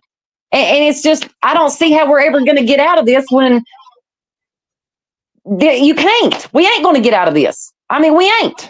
Well, let's be a little bit more positive, but these are the kind of things that we have to figure out how to not do. So these are the hard conversations we got to have. Where's the bank account that we can start throwing money in so that we can be able to get the hell up out of here whenever they come and landslide your area? Because we got people sleeping in tents 20 miles from me that ain't seen a flood in over 100 years. And guess what? They didn't have flood insurance. So every one of these people that y'all think that they're going to rebuild and stuff, they can't, because none of them had flood insurance. It wasn't a flood zone. Now they're taking their kids like it ain't nothing. Nothing on the news. Nothing on the news. But Charmed One's important, as you know, making sure that everybody knows I'm a liar. Amy, Man, that's some crazy shit. Just remember, again, we've been exposing things like weather warfare. There's almost nobody else in the world talking about these things. And that's part of the reason also there are so many weirdo and Fed agent troll creeps around and just making it hard to know who to trust, and rumors being spread everywhere. So I would ask you to sympathize with Charmed One in that regard, that all of us are kind of taken by that. And from talking to Charmed One, like I said, I don't think she's a snake in the grass. I think she's someone who's a little bit too controlling, and she thinks her opinions. I mean, she thinks she knows, you know, like more. Like I said, she thinks she knows more about people that are in this community than myself, and she'll argue with me about it. And I'm like, I've been here longer than you. Like, give me the benefit of the doubt on who I think is legit and who isn't. But again, So Charmed One, if I'm such a troll, why have I never ever addressed Zach in my videos? When my videos, all I do is decode, explain how it connects, and then I'm out. I don't go into talking about people. I don't talk about simple truth. I don't talk about cuts. I don't talk about you. I don't talk about nobody. I do the decode and I'm done. Now, when you go to other troll channels, you can see them talking about Zach. You go to Simple Truth. Oh, I'm better than Zach. I'm better than Zach. You go over here to Jake the Assholes. Oh, he can't do this. I'm better than him. Everybody wants to be the best decoder. And that's why we can't unite. So why in the world would you think that I would be a troll? Even if you do have your spotty guard up, why would your spotty guard be up against me? Right. No, I agree with that. I agree. Okay. Oh, Amy, listen. there's other things to do, like you said. I appreciate you coming on here and explaining your piece, but I also have to get off here. I was supposed to be off an hour ago, so I'm going to get in trouble too. But Amy, Sweet lady's gonna be mad at you. Baby Ruby's like, "Where's my daddy?" please do the video on what you just talked about rather than the thing that's unnecessary. Oh, I'm just going to repost the last one from. I mean, I've already got the video. I'll just re-upload it and make sure I put it at the top of my page. Y'all can just go back and watch the one from this time last year that has the screenshots on it. No, I think there was 2. I lied. Sorry, Charmlin, I did lie. I did 2 videos about you last year, not 1. There you go. You caught me in a lie. My bad. Okay. All right, Amy. Zach, you have a good evening. Thank you. Kat, have a good evening. I'll go live here in a little bit. All right, take care. Okay. Yeah, we were going to get off here. I was hoping that was going to be more. I was hoping that was going to be something different than what it was. We tried. Number weaving, and well, Nathaniel got here first. Nathaniel, did you want to add something? Yeah. I had a question. It's kind of unrelated to this topic that you were just talking about, but as far as with like the Bible and King James translating it and the English language being written to fit Gematria, is it possible the reason it goes along with it and they all worship Lucifer, is there a chance that the Bible might be true and that's why what they're doing coincides with it, but they just believe Lucifer is God? Yeah, I think that is a possible theory. Well, I mean, who's Lucifer in the Christian story? He's the fallen angel that tried to be like the Most High. And Yeah. there is a reason that in this rebranding of the name Yeshua to Jesus, there is a reason that there's all these parallels, both referred to as morning stars. They both have the same gematria value. And like I always point out, a lot of these Christian people are not good people. It's not to say that all Right. Christians are bad, but it's like I think a lot of these Christian people are really under the influence of ego and under something that's not righteous. So Yes, especially in America, the church has been completely corrupted and has gone off the rails, and they become more judgmental, self-righteous, and then inclusive of stuff that does not fit the core basics of that religion. So it's just a whole they've turned everything upside down, made everything confusing, and then they make life worse, and then they play Donald Trump up as a savior. They were losing viewers on news. They're losing viewers in Hollywood. This is why they're part of the reason I think they're sacrificing Hollywood, and they're going to sacrifice some of, the politicians too. And we're going to see a lot of people flee the country. And I think there's something bad coming here, and they know it. And all this is, we're going to see a bunch of people leave the country and disappear, and who knows what they're going to do from there. It could be a nuclear attack. They feels like they're stepping up their game a lot faster than they used to. yeah, I hear everything you're saying. But I've been a not long time listener. I listen when I can, and I really enjoy the work you do. And it is very hard to get people to come to grips with it. Most people don't want to admit that they were deceived, so they would rather believe the lie that it's not a big, charade. They're not acting out a script, It's hard for people to come to grips with that. So I just break them in slowly with other stuff before I introduce them to Gematria to get them noticing all this stuff before I tell them it's a script. And I've noticed that's helped a little. I think you're doing it right. So, well, I know you're late here, and I'll let you go. That's all I wanted to say for right now. All right, appreciate it. Thank you. You're welcome. All right, take care. All right, and number weaving reality. Yeah, what's up, Zach? I just wanted to thanks for all the work that you've been doing for years. Been following for, when I started following you was Tiger Woods, that call years ago. Oh, the old Master 1122. Yeah, absolutely. Yeah, and I remember taking that bet, and that was the first bet that I won. pretty good amount of money on that. So, but yeah, and everything else I seen you But, around. hey, just about that, we have someone in the chat who came over from CT. Her name is Moxie. I actually kind of like Moxie, but she said that using this knowledge to take advantage of sports, she said that's got to be cap. What do you think? Do you think it's just cap?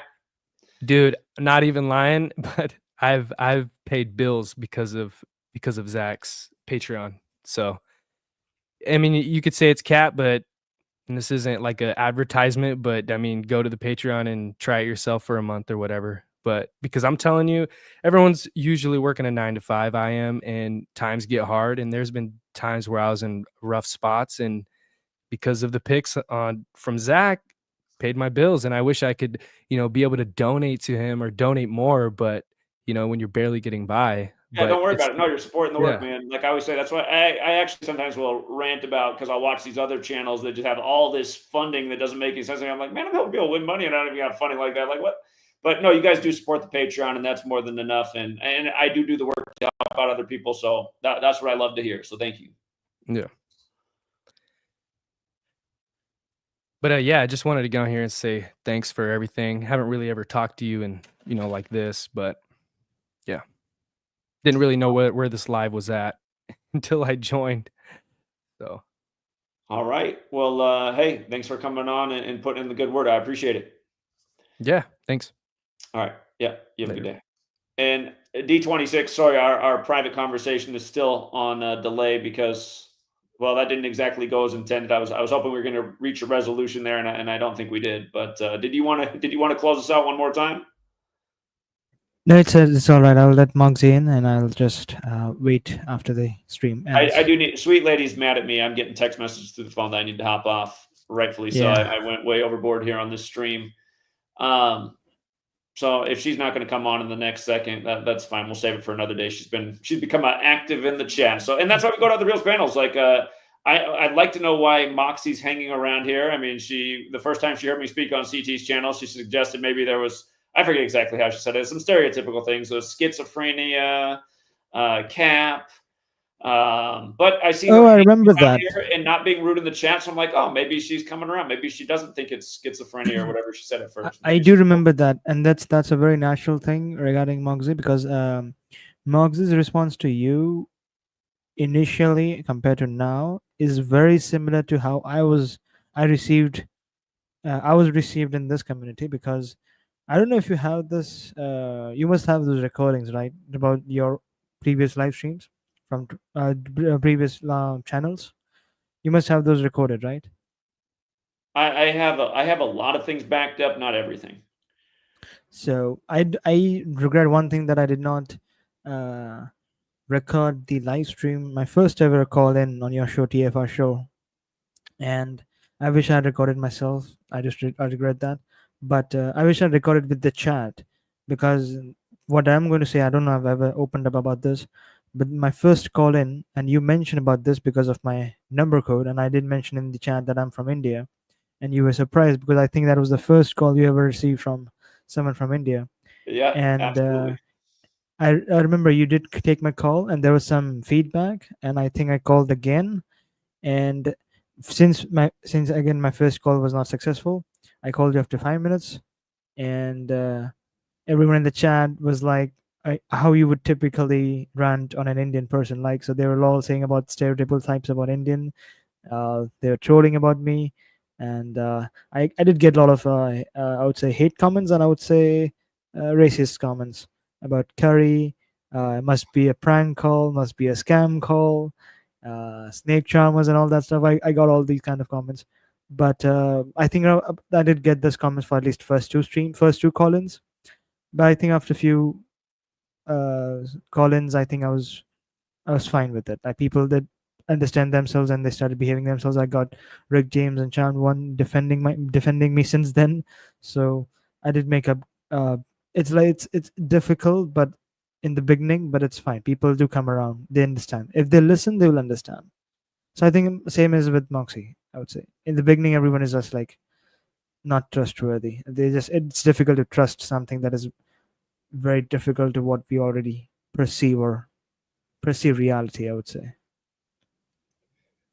Yeah, I think you're absolutely right, and I think as always, D26, you're the ultimate closer with the ultimate wisdom. And Thank you. we'll talk here soon again. So Yeah. appreciate you, buddy. Thank you. You too. Have a good day. All right. Yeah. Yeah. And I'll call you soon because I know it's late there. So, all right. All right. I went way overboard, you guys. Negligent father over here. And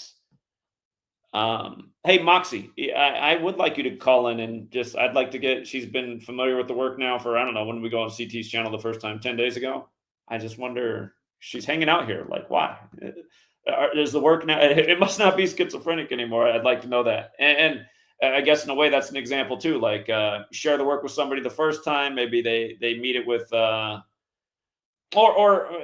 what's the right way to phrase what I'm trying to say? You know, earlier we were talking about persevering, just pushing forward anyway. If you have detractors and haters and naysayers, just keep pushing forward and making a good example, and maybe they'll come around if they're open-minded. And I imagine we'll get Moxie on here in a future stream, and she'll let us know why she's decided. Oh, all right. She knows that. All right. She just hopped on right now. I really do got to get off, but since she hopped on, Moxie, what has made you come over and hang out in the chat in recent days? How are you doing, by the way? I'm good. I'm good. I was just listening, and I actually caught the stream late, and it was like you were at like what, 2 hours in, so I was just curious, you know, doing But other I've seen you in stuff. other streams. You've been hanging around the streams in recent days. Okay, is there an issue? No, there's Why not do an you issue. care? Why do you care that I call in, and why does does it matter? Well, I actually, from being on CT's show, I see that you're a staple on the panel, and I've seen you talking on other things, and you come across as an intelligent person. And I just know that the first time I went on CT's channel, you were quite critical of me, and you said that it sounded like I was capping. And No. I said that. Okay, so if you go back to what I said, by the way, can you hear me clearly? How's my mic? You're very clear. Okay, great.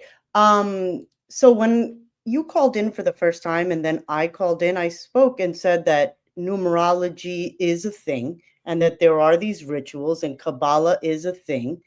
In regards to the gambling stuff and predicting the market, I was like, look, that's probably cap because I don't see how people can do it. You then said that you had an 80% accuracy rate. If you have that, great.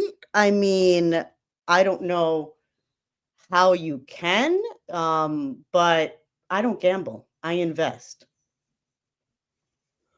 Again, over the decade, and it used to be a lot easier. We used to be above 80%. These days, it would be very hard to maintain 80%. But if you took the life of what we've done in the time we're here, it's easily at 80%.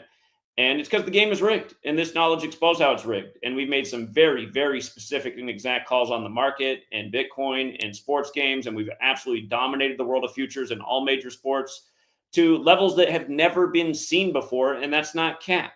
And there's a lot of people who've been around this entire time that can attest to that, and we have changed a lot of lives. So again, there's a reason my channel's been deleted 20 some times. They do not want this information out there. Moxie, this isn't cap either. I used to advise everybody use the 5-dime sports book. There used to be a time when this channel wasn't so censored. We had hundreds of thousands of people on the Lakers winning the finals before Anthony Davis was a member of that team, because I said the day LeBron went to the Lakers, he would win them their 17th championship. In the 17th season, as he came over from the 17th state, we put 5 dimes out of business. We put a sports book out of business. This is the thing. I don't gamble.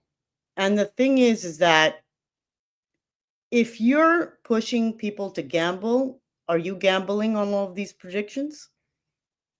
Moxie, I don't push people to gamble. And the answer is yes. I do the same things that I teach people to do. And I teach people how to be responsible and not waste their money on stupid stuff. And instead of spending $5 at Starbucks on overpriced coffee, to spend that $5 on a little parlay and turn it into $100 for the day. And sure, you're not going to hit every single time. But with this knowledge, you can hit consistently. And you will never worry about putting yourself in the hole, but you'll have a hobby that's a lot more fun than bingo and lottery cards. And again, there's people in this community who are wealthy. There's a dentist who owns 3 practices who won $350,000 off of Super Bowl 53. The people who can throw money around have made a lot of money off this, and they're also the reason that this thing's become more challenging. Because we used to have a lawyer in New Jersey who was adding an extra $50,000 to his bank account a week, and it's these people who've made some of. Again, trust me, the powers that shouldn't be have taken notice. If you look, there's been 2 articles written about me where my name is named. One by USA Today's The Big Lead and the other by Vice News the following year. And at the same time the Vice News article was written, Sports Illustrated wrote an article, and it was very obvious that they were talking about me, even though they didn't put the name in the article, because who else is on YouTube decoding sports with Gematria? But again, we have changed the game, Moxie, and it's a shame that you didn't hear about this until I went on CT's channel. And what I wonder for somebody like you is like, what is the appeal of hanging around in a channel that's mostly just trolling and hating and not really spreading any real knowledge or information? Wait, hold on a second. Like, you have to understand, CT's channel is for entertainment purposes. That's what I mean. Like, why is everyone so obsessed with entertainment? Why not get out some knowledge and help change the world? Well, I don't look, to be completely candid here, this type of information, like I said before on CT stream, whether or not it's completely accurate is kind of irrelevant, because this information, once you're constantly doing the numbers in your head, like, you're going to get paranoid. I don't see how this is going to be good for you. That's what you said. said. And I stick by what I said. Well, Moxie, what I'm going to tell you is that's not true. Moxie, what I imagine you live in the United States of America. What was your reaction on September 11th? I'm actually a native New Yorker, so I remember September 11th well. I'm an older millennial like you. We're probably around the same age. So yeah, I remember September 11th. I was a little bit turned off from one of the guys from your community. I guess he's no longer around, but he learned from you. He said that there were no planes used in 9/11, and that's no planes used in 9/11. Like, everybody saw that. And I actually know some people that, were down there and, lived to tell the tale. So you're spreading misinformation like that. Hold You gotta on, be Moxie. careful. Moxie, have you seen the first footage released to the public when the plane hit? Have you seen it? I remember the news that day. Okay, but the very I first saw it. footage, the very first footage. Remember, they didn't have footage for almost the first full day of the first plane hitting. They had footage of the second plane, and then later the image was released, or the video was released of the first plane hitting. Is this correct? I remember that there was footage, and there was a plane that hit the towers, and then the other one, and it was live. Like, because the first one hit, I forgot how long after the second one hit. But that's all I remember. I mean, and Okay, I've gone back Moxie, to see it. Moxie, do you remember that the initial reporting of 9/11 before planes, for about the first hour or so, there was nothing about planes. It was about bombs going off in the building. Do you recall this? The thing is that that maybe those people didn't have the right information. They showed the planes. There are people that saw people jumping out of the 50th floor, 60th floor. Like, one of my good friends actually was working there on Wall Street at the time. So, for you to say that there's no planes, like, that's Moxie. Maybe that's why you got to be careful. Look, my point is, from a business perspective, right? From a business perspective, right, you have to be careful when you make these claims, because that's how you get your channel terminated. Well, That is, though. Hold on. Listen, I got my channel terminated for medical misinformation for talking about the Transition Integrity Project at Georgetown that simulated that Biden would win in 2020, and there'd be a deadly altercation when Trump refused to step down. Didn't have anything to do with medical. You get your channel deleted for exposing things that people aren't supposed to know about.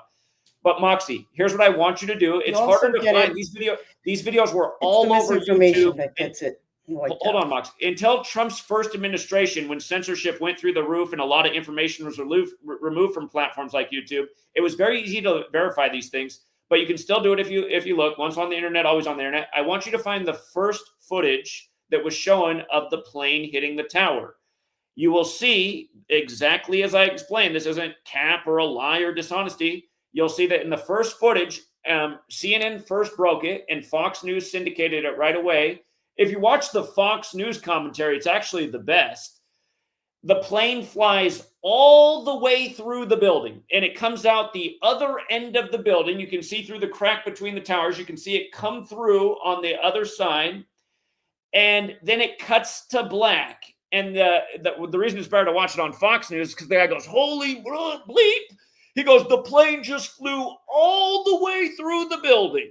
Now, you got to think, these towers, when they were opened, they literally did public service announcements about how these towers were built to withstand commercial aircraft. And by the way, the Empire State Building was hit by a bomber plane in the 40s and collapsed and turned into a pile of dust.